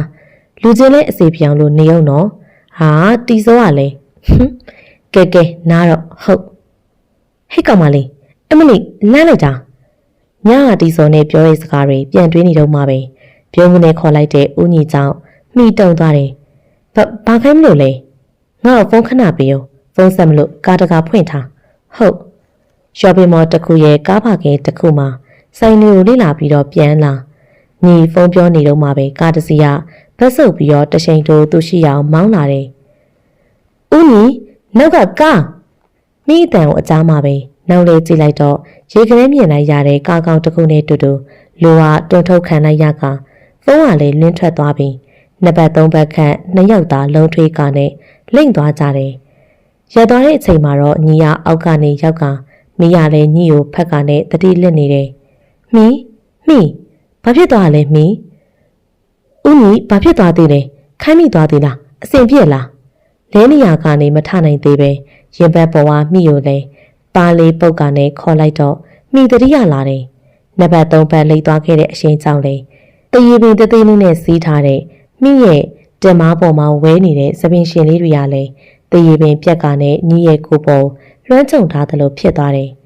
တတိယအောင်မှလစ်သွားခဲ့တဲ့သူကသူ့ကိုလည်းစိုးရင်တကြီးနဲ့မင်းနေပြန်တော့လေဒီရင်ကနှွေရပြန်ပါတယ်ကိုဘာမှဖြစ်ပါဘူးမင်းအဆင်ပြေလားတော်သေးတာပေါ့မင်းကဦးညီကိုကားတိုက်ပြီးဆိုပြီးတော့တိုးထုတ်လိုက်တာမျက်လုံးတွေကိုပြသွားပဲကျေးဇူးပါကွာမင်းကြောင့်ရပါတယ်မိကိုကျေးဇူးတင်စရာမလိုပါဘူးမိအဆင်ပြေပါတယ်ကိုအဆင်မပြေဘူးမင်း ရှင်ဘာဖြစ်လို့လဲကိုချိန်နေဘက်မှာပက်လက်လန်းနေရလေဒီကြားထဲမင်းကကိုကိုဖိထားသေးတာကိုထားလို့မရဘူးကတော့မှီမိသွားလို့ဟာမင်းစပယ်နဲ့ညှိကုန်ပြီဖြည်းဖြည်းထားမှာပေါ့ကွာဟုတ်ကတော့နော်ခဏလေးမှီဖြုတ်လိုက်အောင်မေညှိရင်ဘက်ပေါ်ကအထမိရဲ့စပယ်နေရလဲညှိရဲ့ရင်ဘက်ကကြဲသီးတွေနဲ့ညှိညာကြောင်းထားမရပဲဖြစ်နေရဲ့မိကြဲသီးမှညှိနေတဲ့စပယ်နေကိုဖြီနေတော့မှပဲညီယာနီးကပ်နေတဲ့မိရဲ့မျက်နှာလေးကိုတစိမ့်စိမ့်နဲ့ကြည့်နေလိုက်မိတယ်မိရဲ့မျက်နှာလေးကတနခါလေးတွေနဲ့ပနံရနေရဲ့အဆက်ပြောင်မရှိတဲ့မျက်နှာလေးထပ်မှလဲညီတွေးနေတဲ့နှကန်းတစ်စုံကနှင်းစီငုံလေးလိုမျိုးသူမရဲ့နှကန်းလေးကိုကြည့်မိလိုက်တဲ့အချိန်မှာတော့အိမ်မက်ကိုလည်းဖြက်ခနဲတတိယတော့ရောင်ရမ်းပြီးမျက်လုံးမှိတ်မိတယ်။ဦးညီရပြီလေထတော့မိအရင်ထကနဲ့သူ့ကိုလက်ကမ်းပြီးတော့ဆွဲထုတ်လိုက်တယ်။သူမရဲ့လက်သေးလေးထဲမှာလည်းဦးညီရဲ့လက်ဖွားလေးကနှွေးထွေးလို့တွားရအောင်လေဦးညီကားမောင်းနိုင်ရဲ့လားရပါတယ်ကိုဘာမှဖြစ်ဘူးကလေးတဲ့နှွေးထွေးလိုက်တာတခါမှကလေးတို့မခေါ်ဘူးကလေးတဲ့ရေကုန်ချင်းစရာကြီးကားပေါ်တက်ကနေဖြည်းဖြည်းချင်းမောင်းထွက်လာခဲ့တော့တယ်။မိစိတ်ထဲမှာတော့မိရဲ့မင်းကနောက်သဘောကျနေတဲ့မိန်းကလေးမဟုတ်ဘူးဆိုရင်တိတ်ကောင်းမှာပဲကွာ။အခုတော့ကို့မလေးစိတ်တွေထိမ့်ချုပ်နေရတယ်။ဘလောက်ထိခက်ခဲလဲဆိုတာမင်းသိရဲ့လားကလေးလေးရဲ့အထက်ထိလိုက်မနေပါနဲ့တော့မောင်ရဲ့ပြန်တော့နော်ပြန်ချင်ဦးမမရာမမမနဲ့ပြန်ဆိုရင်ပြန်တော့မှာမမနဲ့မခွဲချင်ဘူးမစိုးစက်မှနဲ့မောင်ရာပြန်တော့လိမ္မာရင်နော်မနက်မှပဲဒီစိတ်ကိုလိုက်ဖို့မရဘူးမပြန်ပါဘူးဒီညမမနဲ့အိတ်မှာဒါမှမနဲ့စောလိုက်ပို့လို့ရမှာခက်တာပဲဒီကောင်လေးကတော့မခက်ပါဘူးမမလည်းလာပါသွားကြမယ်မမတဲတဲ့ဟိုတယ်ကိုလိုက်ဖို့ပေးပြီးတော့နောက်အိမ်ပြန်သေးပဲမမနဲ့လိုက်ဝင်လာခဲ့တယ်နောက်နေ့ဆိုရင်မမနိုင်ငံခြားကိုပြန်သွားရတော့မှာမမမြန်မာပြည်ကိုရောက်လာခဲ့ရတော့တစ်လခွဲ2လလောက်ရှိနေပြီမမရောက်ကြရအိမ်မှာတဲပါဆိုတာမတဲပဲနဲ့သူ့ဘာသာသူဟိုတယ်မှာပဲအခန်းငှားနေတယ်လေကဲဘာမှလည်းမဟုတ်ပဲနဲ့ရောက်ပြီးမှုတ်လာပြန်တော့သွားမမရေချိုးမလို့လူလဲချွေးနဲ့တင်းနဲ့သွားပါမမဘာသာရေချိုးတာမောင်ကလိုက်ချိုးရမှာမဟုတ်ပဲဒီကနေပဲစောင့်နေမယ်စကားတွေအများကြီးပြောကြမယ်လေပြီးရောဒီကနေပဲစောင့်နော်အေးမာနော်အခန်းထဲကိုလဲဖက်ကြည့်ကနေဇဝဲကုံပေါ်မှာတင်ထားတဲ့မမရဲ့မိသားစုဓာတ်ပုံလေးကိုထိုင်ကြည့်နေမိတယ်အချိန်လေးကြာလာခဲ့တော့လဲပြင်းလာကဂရင်ပေါ်မှာဝင်လဲနေလိုက်တာခဏနဲ့မိကနေအိပ်ပျော်သွားတယ်သို့တော့အေးဆက်တဲ့လက်တစ်ဖက်ကသူ့ရဲ့ပါးလေးကိုလာကင်ကားနဲ့နှိုးလာတယ်ပြီးသွားပြီလားမမောင်အိပ်ပျော်သွားတယ်ကလေးလေးကြာနေပဲမောင်အိပ်နေပုံလေးကမမနော်မောင်ကကလေးမဟုတ်တော့ဘူးဗျဆက်ရှင်နေပြည့်ပြီဟုတ်ပါပြီကဲထအိမ်နေနဲ့ညနေရောက်နေပြီဖျားလိုက်မယ်ကော်ဖီတောက်မလားအသိဖြော်ရရှိတယ်တော်ပြီမတောက်ချင်ဘူးအဲ့ဒါဆိုရင်လည်းထကွာသူများကတင်ပုံလာအိမ်နေဒါဆိုမမပါလာအိမ်ပေါ်လို့မောင်တော့နောင်မမရဲ့လက်ကလေးကိုဆွဲလိုက်တော့ကတင်ပေါ်မှာပြိုလဲလာခဲ့တယ်အဲ့နောက်မှာတော့လှိုင်းခတ်တန်ပြန်သွားခဲ့ပါပြီနောင်လည်းမမမရှိတော့ပြင်းရီ6သွေးနေကဟိုရောင်ဒီရောင်နဲ့ဖြစ်နေရင်စိတ်ယုံမှလည်းမိရအလုံးမလို့တော့ဘူးလေဘယ်ရောက်နေမှလည်းသူမသိဘူးတက္ကသိုလ်ကျောင်းလေးပြန်ဖွင့်တော့သူ့ကျောင်းပြန်တက်ရပြန်နေကျောင်းတက်တာတော်ကောင်မလေးတွေနဲ့ရှုပ်တာခက်များရင်လုံးကယူလေးချောတဲ့လောက်မင်းလေးတွေကိုလည်းအယုတ်တစ်ခုလိုမျိုးသဘောထားနေဆိုတာတည်င်းတွေကကျောင်းမှာမှုေးနေရင်မင်းလေးတယောက်ကိုလည်းတပတ်ထပ်ပို့ပြီးတော့မတွေ့ဘူးသူ့တွဲသမျှလည်းတကယ်မှဒိတ်ကျဲတွေဒါတွေကလည်းသူ့ရေမခုံပါကျောင်းမှာလည်းနမဲကြီးတဲ့သူကအပြင်မှာလည်းနမဲကြီးပြန်သေးတယ်အပြင်မှာတွေးလိုက်တိုင်းမှာလည်းကောင်မလေးတယောက်ကအမြဲတမ်းပါနေတတ်တယ်အပြိုတွေပါအချစ်တွေပေါ်များလို့မျှဝေပေးနေရပါဒီလိုနဲ့ပဲတနေ့မှာတော့ကောင်မလေးတယောက်နဲ့လမ်းခွဲပြီးဟိုဟာဝဲဒီဟာဝဲနဲ့ပစံပြတ်သွားခဲ့တော့ကိုရုံခန်းစီကိုလှည့်ဝင်လာကမဟုတ်ဘူးလားတောင်းနေတယ်ခါတိုင်းနဲ့ပစံမရှိတိုင်းမှာတော့တောင်းနေကြပဲလေကိုရေကိုရုံခန်းတကားကိုဆွဲဖွင့်มาပဲအခန်းထဲကနေထွက်လာခဲ့တဲ့ကောင်မလေးကြောင့်နောင်အံ့ဩသွားတယ်ဟာမင်းမိမို့လားဟုတ်ပါတယ်ရှင်ဘလို့လို့ပြီးတော့ဒီလိုပဲဖြစ်သွားပါတယ်မိကိုခွင့်ပြုပါအောင်နော်အလုပ်ရှိသေးလို့ပါဟင်ကိုရော ဦးကြီးကိုပြောရလားသူဧည့်သည်နဲ့စကားပြောနေပါတယ်ခဏနေဆိုရင်ပြီးတော့မှာပါအရေးကြီးရင်မိကိုမှားခဲ့လိုက်ပါမကြည့်ဘူးဆိုရင်တော့လေရုံခန်းထဲကနေပဲစောင့်နေပါရှင်စောင့်နေရောမယ်ကောင်းပါပြီရှင်လှလှပပကြော့ကြော့ရှင်းရှင်းစတိုင်ကြကြနဲ့လှည့်ထွက်သွားခဲ့တဲ့မိရလေအရင်ကလိုပုံတုံးကြီးနဲ့မဟုတ်တော့ပင်ရုံးပါအလုံးလုံးနေတဲ့အဝတ်အစားနေတော့မှအရင်ထက်သားနေကကြီးလို့ပိုကောင်းလာတယ်ဘာရီဘလို့ပြောင်းလဲသွားခဲ့တာလဲမသိတော့ပါဘူးတနခါလေးရလဲအရင်လိုမျိုးသူ့ရဲ့ပန်းအိုလေးပေါ်မှာနေရာယူလျက်ပါပဲဒါပေမဲ့အခုကျတော့အရှိန်အဝါတစ်မျိုးနဲ့သူတော်မှနည်းနည်းလေးရှိတ်သွားတယ်လို့ပါပဲမိနဲ့မတွေ့ရတော့တော်တော်ကြားနေပြီမတွေ့ရတဲ့အချိန်တွေကြားထဲမှာလဲမိရသပင်တွေပိုးရှိလာတယ်လို့လူကလည်းပိုးလာလာတယ်ရင်ကုန်တန်တွေတော့မှပူနွေးလာတယ်လို့ပဲဟောညီလေးဘယ်ကနေလှည့်လာလဲထုံးစံအတိုင်းပတ်စံမလောက်လို့ကိုစီကိုလာတာဟဲဖြစ်ရမယ်မင်းရတော့ဒါနဲ့ကိုပြောလေနောင်မပြောသေးပဲနဲ့မိကိုတစ်ချက်ကြည့်လိုက်တော့ညီမျက်နှာပြတ်သွားတယ်တိုးတော်လည်းမတိမတာပါပဲနောင်ပြောမယ့်စကားမိနဲ့ပတ်သက်နေလိမ့်မယ်လို့ထင်မိတာကြောင့်မင်းဖြူစင်ကိုခေါ်သွားပန်းသေးခွာကုမ္ပဏီကိုသွားအဲ့မှာဦးတော်ဝင်စီကနေပြီးတော့မနေ့ကပြောထားတဲ့စာချုပ်စာတမ်းတွေကိုယူလာခဲ့ပါဟုတ်ကဲ့ပြီးရင်တခါလေးရုံးဆင်းလိုက်တော့နော်ဟုတ်မိထွက်သွားတော့မှပဲညီစိတ်အေးသွားကနဲ့နောက်ဘက်ကိုပြန်လှည့်လိုက်တယ်ကဲပြောဘာပြောချင်တာလဲကိုသူတီယိုဘယ်တော့မှရောက်လာလဲဘယ်သူလဲမိလားကြပြီဘာလို့လဲကွာသူတယောက်နေတာဘာလို့ကျွန်တော်မပြောရလဲကိုရဘာဆိုင်လို့လဲ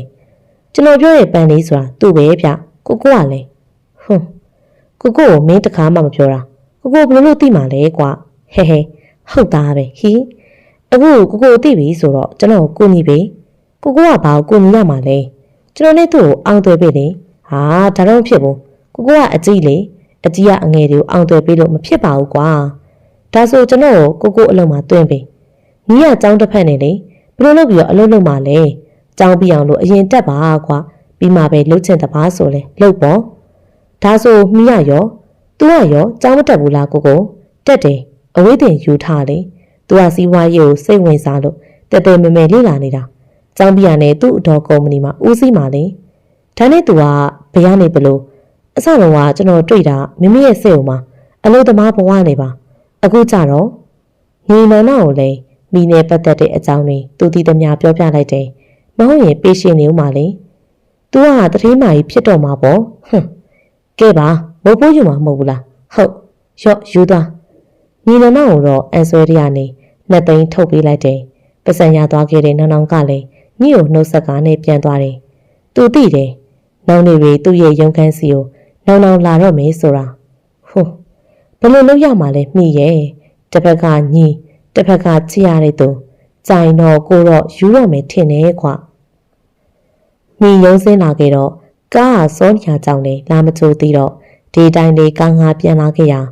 လက်ထိတ်ကနေအိမ်ထီကိုလဲခြေချင်းရှောက်ပြန်လာခဲ့တယ်အဲ့ဒီမှာစားတွေ့တာပါပဲအုတ်ခုံမှာထိုင်နေကြတဲ့ဗရုတ်တွေကမိကိုလိုက်စားတယ်ဟိတ်တယောက်ထဲလားလိုက်ဖို့ပြရအောင်မလားမိဘာမှမပြောဘဲနဲ့မျက်နှာထားတင်းကနဲ့ဆက်လျှောက်လာခဲ့တော့ခက်ချောချောပဲတက်ပွေရကပ်ပါလာတယ်မာနကြီးရလားဘဝင်မြင့်လာလားစကားလေးတောင်မှပြန်မပြောနိုင်ဘူးဘာလဲအထကိုင်းရလားဒေါသကိုလာဆွပေးနေရပါလားစနေသမီးကိုမြန်စိတ်ဆန်းနေရပေါ့လေပါကြွကြွကြိုးအောင်လို့ချလိုက်လို့တွားတယ်ဖျားဘူးထွက်ကုန်ပြီရေတောင်ထောင်းတိုက်ရတဲ့ဘဝရောက်သွားမှဟေ့ဖြည်းဖြည်းလျှောက်ပါကွာနောက်ကကိုပဲပါလာတာပါလက်ထရအထုပ်ပေးလေကုဆွဲပြင်ပဲပြောပြီးတော့လက်လာကိုင်းတော့လေခြေလန်းတုတ်ကနေရက်ကနေဒေါသမြုံဝန်းနဲ့စက်ကနေလှည့်ကြည့်လိုက်တယ်ဒီမှာကိုလန်းကိုသွားနော်လာမနှောက်ရှက်နဲ့လက်ကဘရိတ်ပါတာမဟုတ်ဘူးအတန်ထက်လက်ကပုံပြန်တယ်အစွာလေးပဲကိုကလည်းစွာရလေးမှချစ်ချင်တာမီးဘာဖြစ်နေရလဲအဲ့ဒီချိန်ကားထိုးရက်ကနေကားပေါ်ကနေဆင်းလာတဲ့မျက်မင်းနောင်ကြောင့်မီးဟိုလူကိုစိုက်ကြည့်လိုက်တယ်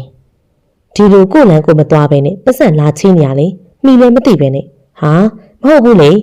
ရီစားစကားလိုက်ပြောရတဲ့သူဦးကြောင်ကြောင်ဖြစ်သွားတယ်သူလည်းပတ်စံမချီးပါလားဘာလို့လဲဘာမဟုတ်ရမှာလဲမိရပတ်စံမပါဘူးလို့ပြောရတော့မှမရအောင်အတင်းလိုက်ကပ်ပြီးတော့တောင်းနေရလေ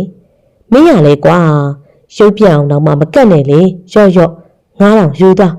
တော့နော်လာမီကြိတ်ရင်နေလိုက်တယ်ပြောရတဲ့သူကအတီပေါင်းနဲ့ပြောရလေ ယုံနေသူကလည်းမျက်စိမိတ်ကနေယုံနေဂျာဒီယာကောက်ကြောင်သွားတော့ဟိုလူပေါ့ကားကိုရက်ခဲ့ကနေမိနဲ့ကပ်ပါလာခဲ့တဲ့နောင်နောင်ကလည်းမိကိုအခွင့်ရေးရတော့ဒီစားစကားပြောဖို့အတွက်အစပြောလိုက်တယ်ဟမ်ထင်ကြနေရလားအေးမဟုတ်ပါဘူးလေချောင်းရှင်းတာပါဒါဆိုရင်းနဲ့ပြောချလေပိုးရှင်းသွားအောင်လို့ဟာမိရလေစကားပြောမလို့လေချောင်းရှင်းတာပါခုကလည်းစကားပြောနေရပဲလေလေချောင်းကပြောနေတာကိုရှုပ်နေတော့လားဟာကွာမိရလေကဲပါအိမ်ရောက်ပြီကိုညီတာကျေးဇူးပဲဟိုလူလိုရှင်နေမိစီကိုပတ်စံကြီးမျိုးထင်တယ် sorry မိကပတ်စံမကင်ဘူးဟွန်းပြောပြီးတော့ခြံထဲဝင်သွားခဲ့တဲ့မိကိုကြည့်ပြီးတော့မိစကားတွေကိုပြန်စဉ်းစားကြည့်တော့ဦးကြောင်ကြောင်ဖြစ်နေရကနေအထာပေါက်စွာနဲ့ရင်းမိတယ်ဟွန်းလူတွေမှလေကိုယ်ဆောင်သွားရင်နော်ဟွန်းရှင်တီးစောတမီးကကိုမြတ်မင်းတော်နဲ့စိတ်ဆက်ရမယ်ဟုတ်လားမယုံကြည်နိုင်တော့စွာနဲ့ပြန်မေးမိတယ်တညမှာတော့ TV ကြည့်နေရင်နဲ့မိသားစုတွေစုံလုံးပြောလာခဲ့တဲ့တီးစောရဲ့စကားကြောင့်လေမိရရောင်ရမ်းကနဲ့ထပ်မေးမိတယ်မြတ်မင်းတော်ကကြောင်းပြရနဲ့မိကိုလက်ထက်ချင်ပါတယ်ဆိုပြီးတော့မိဘတွေကိုပြောကနဲ့တောင်းရန်ခိုင်းတာတဲ့လောလောဆယ်တော့စိတ်ဆက်ယုံပါပဲတဲ့ဘာတွေလဲသူနဲ့မိရမိတ်ဆွေအစင်းထက်တောင်မှမပိုခဲ့တာဘူးသူတစ်ဖက်တန်းနဲ့မိရသူနဲ့လက်ထက်ရမှာလားမဖြစ်နိုင်တာဟုတ်တယ်ဒီစုံကတော့သမီးလက်ခံမှာပဲဆိုပြီးတော့ခေါင်းလေးလိုက်ပြီးသူကလည်းသမီးတို့ချင်းရင်းနှီးပါတယ်ဆိုလို့ဒီစုံကလက်ခံလိုက်တာဟာမိပါဆက်လို့ရတော့မှလေလှုပ်ချင်တာတွေကိုလုံနေကြပြီးမှမိကိုဖွင့်ပြောလို့မိငင်းတော့ရောရတော့မှမှုလို့လားဒီစုံသမီးအိမ်တော်မပြုတ်ချင်သေးဘူးမမေကူပြောပြပါဦးမမစော်ပြောတာလက်ခံလိုက်ပါသမီးမမစော်ကကောင်းမယ်ထင်လို့စီစဉ်တာပဲလေသမီးငင်းနေပါနေတော့ကွယ်သမီးမှလည်းချစ်သူရှိတာမဟုတ်ပဲနဲ့လူကြီးတွေစကားကိုနားထောင်လိုက်ပါကွယ်ချစ်သူတဲ့ဟုတ်တယ်ငါမှချစ်သူမှမရှိတာရှင်နဲ့ငင်းလို့ရအောင်မအခုတော့ဟာဦးကြီးရှိနေရပဲအခုကြီးတောင်းကြည့်ရမယ်ဖြစ်ပါမလားဦးကြီးကိုငါချစ်သူဖြစ်နေခဏဟန်ဆောင်ဖို့ကသူကရောလက်ခံနိုင်ပါမလားဟာမသိတော့ဘူးကွာစကားဝိုင်းကနေထလာခဲ့ကအိတ်ခမ်းထဲကိုတန်းဝင်ရင်ကရင်ပေါ်မှာလှဲလိုက်ရကနေချက်ချင်းဦးကြီးစီကိုဖုန်းကောက်ဆက်လိုက်တယ်ဟယ်လိုဦးကြီးလားမိပါမိပြောလေညာကြီးဘာကိစ္စရှိလို့လဲဟုတ်လေကိုဘာကူညီပေးရမှာလဲပြောလိုက်ရမှာလားမိရဲ့ချစ်သူဖြစ်နေဟန်ဆောင်ပေးဖို့ဟာမိရစပြောရင်အထင်သေးရကြတော့မှာပေါ့ဒါမဲ့အကူညီတောင်းတာပဲလေဟာမဖြစ်သေးပါဘူးမိရမင်းကလေးလေမပြောတော့ပါဘူးလေဘာမှမဟုတ်တော့ပါဘူးဦးညီရဲ့ဒါပဲနော်ကိုနိုင်တော့မိဟုတ်ကဲ့ဦးညီကိုနိုင်ပါမိဖုန်းချလိုက်ပြင်မဲ့ဟိုဘက်ကညီရတော့ဖုန်းကိုကင်ကားနဲ့ငိုင်းနေတော့မှာပဲကိုကိုချစ်သူဖြစ်နေဟန်ဆောင်ပေးဖို့အတွက်မိတောင်းဆိုမအောင်ဘာလို့စက်မပြောရလဲမိရဲ့ကိုသိပါတယ်နောင်နောင်ကမိကိုသဘောကျလို့မမေတို့နဲ့နားဖောက်ခိုင်းနေဆိုတာပေါ့ကိုရင်နေကွဲတော့မှလားမိရဲ့မိလက်မခံပါစေနဲ့ကိုစွတ်တောင်းနေတာမိကိုစီကိုဖုန်းဆက်ပြီးတော့ကိုနဲ့ချစ်သူတွေပါလို့လေတောင်းဆိုပြီးတော့စိတ်ဆက်ပွဲကိုဖြတ်မဲဆိုတာကိုကြိုသိနေလို့မိဖုန်းစောင့်နေတာမိအကူကြီးတောင်းရအောင်လို့လေယောက်ျားလေးမိတ်ဆွေဆိုတာကိုကလွယ်ပြီးတော့နီကကန်နေဘူးတဲ့သူတယောက်မှမရှိတာကိုသိနေတော့မိကိုစီကိုပဲဆက်မဲဆိုတာကိုသိရလေဒါပေမဲ့ဖုန်းဆက်ပြီးတော့ဘာလို့ဆက်ပြီးတော့မပြောရလဲကိုနားမလဲတော့ကလေးရဲ့မိကိုပြောမှရှက်နေလို့များလားမိကိုပေါ်မှာတယောက်စင်ရှိတယ်ဆိုတာကိုသိပါတယ်ကလေးရဲ့ကိုမိကိုဖွင့်ပြောချင်ပေမဲ့ညီလေးညံ့လို့ရဲ့မိန်းကလေးဖြစ်နေရကြောင်းကိုမဖွင့်ပြောရက်ခဲ့တာပါမိနားလေပြပါကွာကိုမိကိုတိတ်ချက်ပါတယ်ဒါပေမဲ့မိထက်ကိုရဲ့တိတ်ခေါကိုထိမ့်သိမ့်နေညီရဲ့မိန်းကလေးကိုအကိုကလူယူတယ်လို့ပြောလာခဲ့မဲ့စကားတွေကိုကိုမခံနိုင်ဘူးဒါပေမဲ့လည်းမိရဲ့တမီးကြောင်းပြီးတော့မှတခါတည်းပဲစိတ်ဆက်မင်္ဂလာဆောင်ချင်တဲ့တီစုံတို့ကိစ္စကိုလည်းမိမငင်းပါဘူးဒါပေမဲ့မိကိုဒီတစ်ခုလေးတော့လိုက်ရောပေးပါနော်မိအကန့်တစ်ခုတည်းမှာပဲနေပြီးတော့ကျောင်းဆက်မတက်ချင်ဘူးမိလွတ်လပ်နဲ့နေချင်သေးတယ်စိတ်ဆက်တယ်ဆိုတာကိုဘွားကိုသူများကိုပေးဖို့စရံတက်လိုက်တာပဲမိအဲ့လိုဘဝကြီးနဲ့မနေချင်ဘူးအလုပ်တွေစူးစမ်းပြီးတော့လွတ်လပ်စွာနဲ့ပဲကျောင်းပြအောင်လို့တက်ချင်တဲ့တီစုံ မိနောက်တနေ့ညမှာပဲညနေငယ်လေးနဲ့ပြောလိုက်တော့တီဇော်ကခေါင်းတငိမ့်ငိမ့်နဲ့လက်ခံနေမိရကျိန်းနဲ့သွားတယ်ဟဲဟဲဒီမျက်နှာပေးရဖို့အတွက်အခန်းထဲမှာတော့အခောက်ခါနဲ့လေးကျင်ထားရတာရဲ့မင်္ဂလာမဆောင်ချင်ပါဘူးဆေးဆက်ပြီးရနဲ့ဟိုလူကသူ့ပိုင်နေဆိုပြီးတော့နောက်ကနေတကောက်ကောက်နဲ့လိုက်နေမအောင်မိမကြိုက်ပါဘူးဒီလူကရုပ်လေးချောသလောက်မြားဖွေလိုက်တာမြင်သူ့အကြောင်းနေကြားရလို့ငါ့ရဲ့နာရီပလူပြန်သွားတယ်ဆိုတဲ့ကိုနိုင်ဝင်းရဲ့တခြင်းလိုဖြစ်နေပြီရုံးကကောင်းမလေးတွေရလဲနောက်တစ်ခါလာပြီးဆိုရင်တရင်နေရအများကြီးကြက်နေကြတာဘလို့ဖင်းညာဘလို့ရှုပ်တာဘလို့ပွေတာရီးစားကိုလည်းတပတ်ထက်ပို့ပြီးတော့မတွေးတာအသေးခွဲတဲ့လူချမ်းချင်းအိုးစုံလို့ပါပဲသူ့နှလုံးသားပိုးထိုးခြင်းဒါအပြန်သူ့များကိုလာပေးနေသေးတယ်မယူချင်ပါဘူးဒါကြောင့်လဲကြောင်းပြီးတဲ့အချိန်ထိကိုအချိန်ဆွဲလိုက်တာနောင်ခါလားနောင်ခါစိတ်ပဲအခုတော့လွတ်လပ်ပြီးရောကောင်းပြီလေသမီးတီဇော်ပြပြလိုက်ပါမယ်သမီးစိတ်မပူနေတော့နော်ဟုတ်ကဲ့ကျေးဇူးပါတီဇော်ရပါတယ်ကွယ်တီဇော်အလုပ်သွားလိုက်အောင်မယ်သမီးနဲ့မနှက်ပြန်ចောင်းသွားတက်ရအောင်ပါစောစောလေးအနားယူလိုက်တော့လေဟုတ်ကဲ့တီဇော်သမီးသွားပြီနော်အေးဒီလိုနဲ့ပဲရက်ကိုလှစားလကိုနှိမ့်စားလို့မိចောင်းပြီးခဲ့ပါပြီဒီအတော်တွင်းမှာတော့မိရစီးပွားရေးကိုတော်တော်တည်နေနားလေကဦးညီရဲ့ကိုပွားလေးလိုမျိုးယုံကြည်စိတ်ချနေရပါပြီပြဿနာတစ်ခုခုတက်ခဲ့ပြီးဆိုရင်လည်းအမြဲဆုံးနဲ့ပြည်လေအောင်လို့လည်းဖြည့်ရှင်းပေးတတ်တဲ့မိရစီးပွားရေးလောကမှာတော့ကာယညီရဲ့လက်ပွားလေးဆိုပြီးတော့ခုံသတင်းတွေမှုနေခဲ့တာပါလေဒီနေ့ညနေခင်းမှာမိအလုပ်စင်းတာကိုစောင့်ကနေနေတဲ့သူကနောင်မိရှင်းကိုနောင်ကိုចောင်းပြီးတယ်လို့မိလဲចောင်းပြီးပြီနော်ကိုလက်ထက်ရအောင်ရှင်မိနေတဲ့အကြောင်းအရာအခုမှပဲပြန်အစားပေါ်လာခဲ့တာဘယ်လိုလုပ်ရမလဲ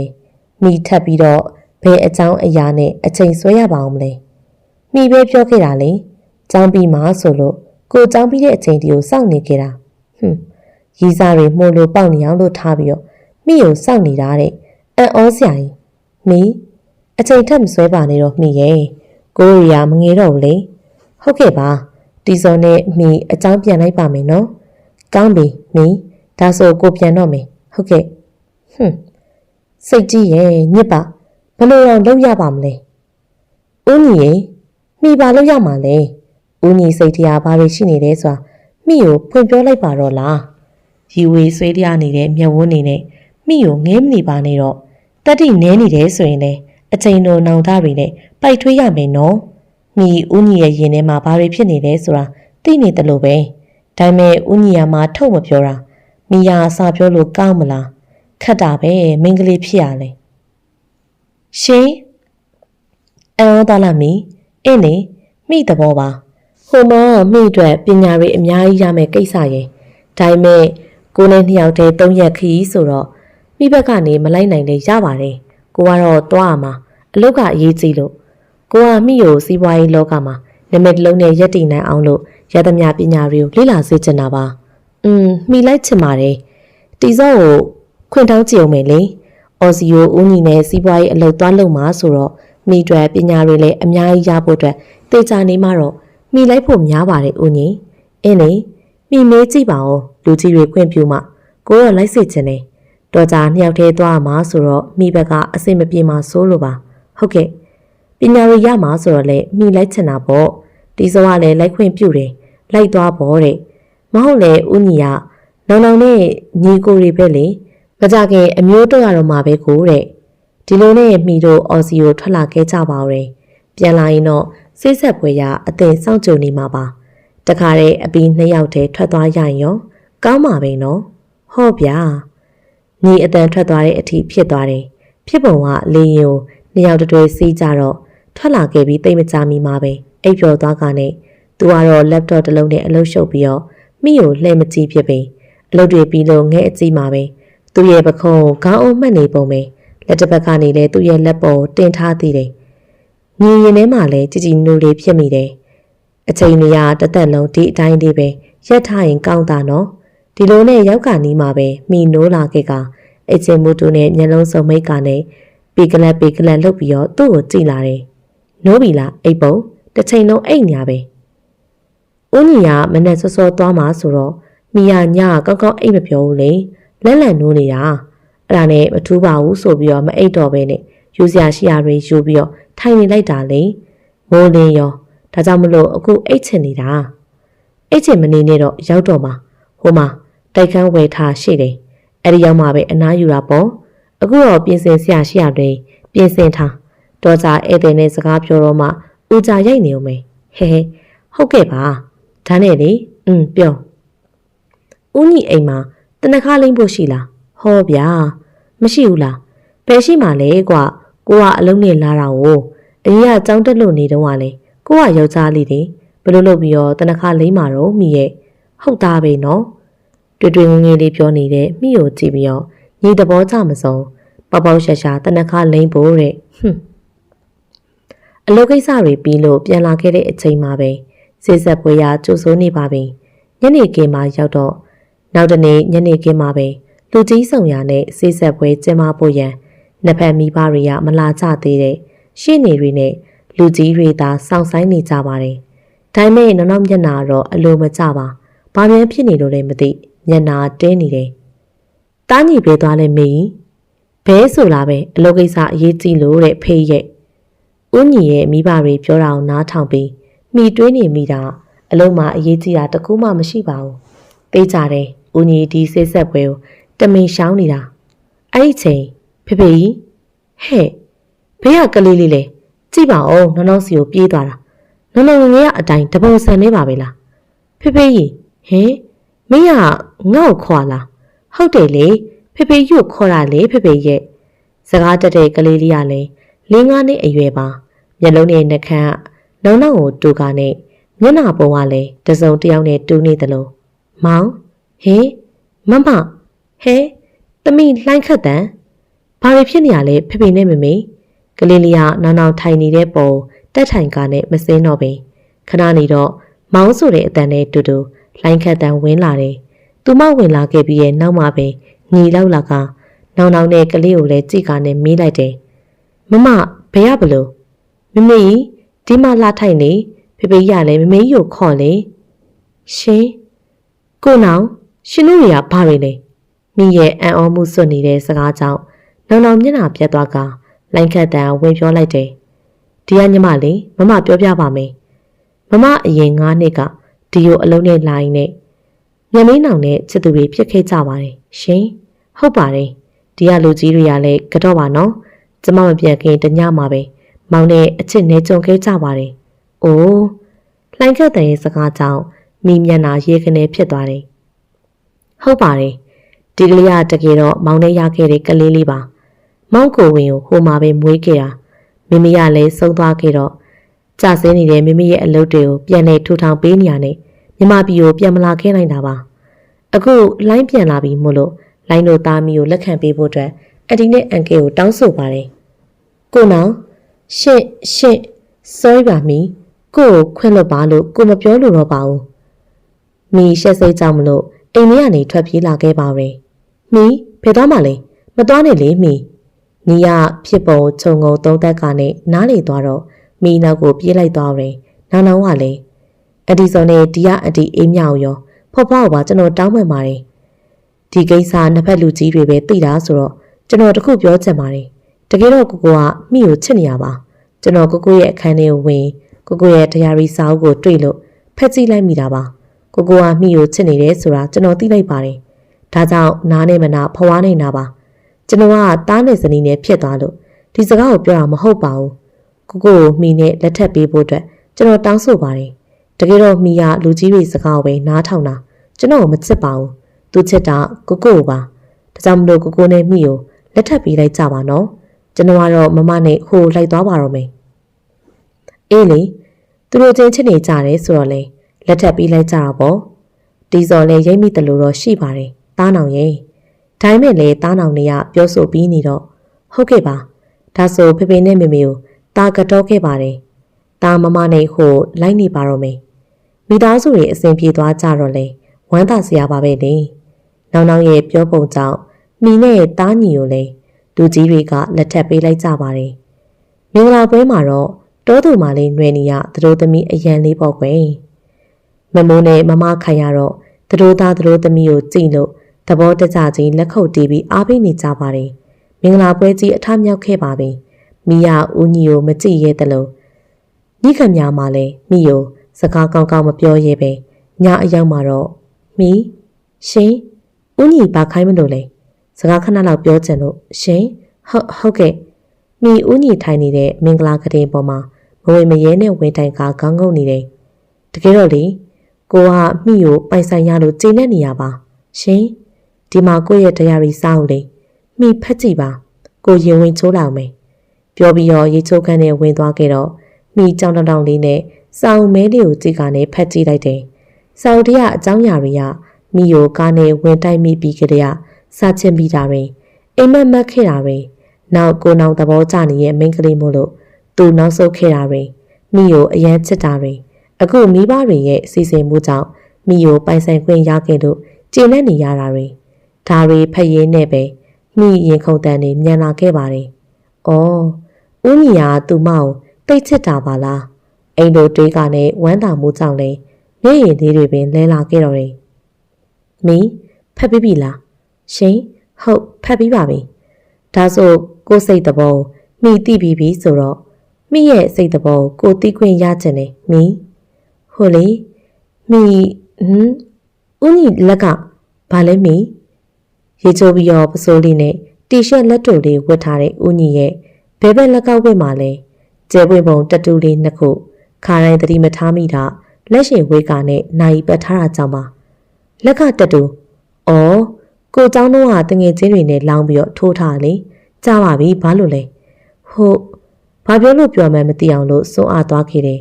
အိမ်မက်ကိုတတိယမိကနဲ့မျက်လုံးဝိုင်းသွားခဲ့တယ်ဒါဆိုအိမ်မက်တရားလူကြီးကဦးညီပေါ့တိုက်ဆိုင်လိုက်တာတကယ်ပဲလားဟုတ်ပါမလားအမလေးရင်တွေခုံလိုက်တာနော်ဦးညီဗျာမိရန်ကုန်လာတာအလုပ်စူးစမ်းပြီးတော့ကြောင်တက်ဖို့လွဲပြီးတခုချန်သေးတယ်ဟုတ်လားဘာလဲအိမ်မက်တရားဖူးစာရှင်ကိုရှာဖို့ဘလို့အိမ်မက်တရားဖူးစာရှင်ဟုတ်လားမိဟုတ်တယ်တွေ့သွားပြီသားရင်အတန်တွေတောင်မှတုံလို့ဦးညီရဲ့ဘာလို့လောက်တောင်မှတုံလို့နေရလဲစကားကိုစွအောင်လို့နားထောင်ပါဦးတွေ့ပြီသူ့လက်မှာကျယ်ပွင့်ပုံစံတတူလေးနှစ်ပွင့်နဲ့ဟာမိတတဆိုရင်ကိုဟာဟုတ်တယ်ဟာဝမ်းသာလိုက်တာကွာဒါဆိုမိရကိုအိမ်မက်ထဲမှာအရင်တွေ့တာပေါ့ဒါပေါ့ဒါဆိုအိမ်မက်ထဲမှာနမ်းဘူးလားဘယ်နမ်းတာလဲဒါပေါ့ပေါ့အာဦးညီတော့မသိဘူးသွားဟာဒါဆိုရင်ကိုကတာတာပေါ့ဘာဖြစ်လို့ကိုကဒီကိုနမ်းပူတာလေအိုးဦးညီမိရဲ့ခါလေးကိုဖက်ကနေနှကန်းဖူးဖူးလေးကိုငုတ်ခဲကနေနမ်းလိုက်တဲ့ဦးညီကြောင့်မိရှက်သွားကလက်သီးစုပ်ကလေးတွေနဲ့ဦးညီရဲ့ရင်ဘက်ကိုထုလိုက်တယ်သွားဘာမှမသိဘူးဖဲ့ပြန်တော့ကိုကဘယ်ကိုပြန်မှာလဲမသိဘူးကွာပြန်ချင်တဲ့စီကိုပြန်ဒါဆိုကရင်ပေါ်ပဲပြန်တော့မယ်လာထားမလာပါဘူးကို့ဘာသာကိုသွားတယောက်တည်းတော့လို့မရဘူးလေကလေးကနောက်ကကြော်တက်သွားပြီအမိလက်ရမယ်ဘဲကကြော်တက်တာတော့နောင်လေးတသားလေးတောင်မှ၄နှစ်ရှိနေပြီအိုးဦးညီနော်မနစ်ပတ်နဲ့ဘာလာပြောနေရလဲသွားပါပြီဗျာမိကိုလည်းရင်ခွင်ကျဲတဲ့ကိုဆွဲတင်ကအနမ်းတွေတပွေးတပိုက်ချင်းသူမရဲ့မျက်နှာလေးပေါ်မှာကျဲဖြန့်လိုက်တယ်အရင်ချစ်တယ်မိရဲ့တူပါပဲရှင်ရဲ့ပရိသတ်များရှင်စာရေးသူခင်တန်နာမြင့်ဦးရေးသားထားတဲ့အိမ်မက်ထဲကဘူးစာရှင်ဆိုတဲ့ဇာတ်လမ်းလေးရတော့ဒီမှာပဲပြီးဆုံးပါပြီနောက်ဆင်ပေးခဲ့ကြတဲ့ပရိသတ်များအားလုံးလည်းတာယာပျော်ရွှင်တဲ့နေ့ရက်လေးတွေကိုပိုင်ဆိုင်နိုင်ကြပါစေရှင်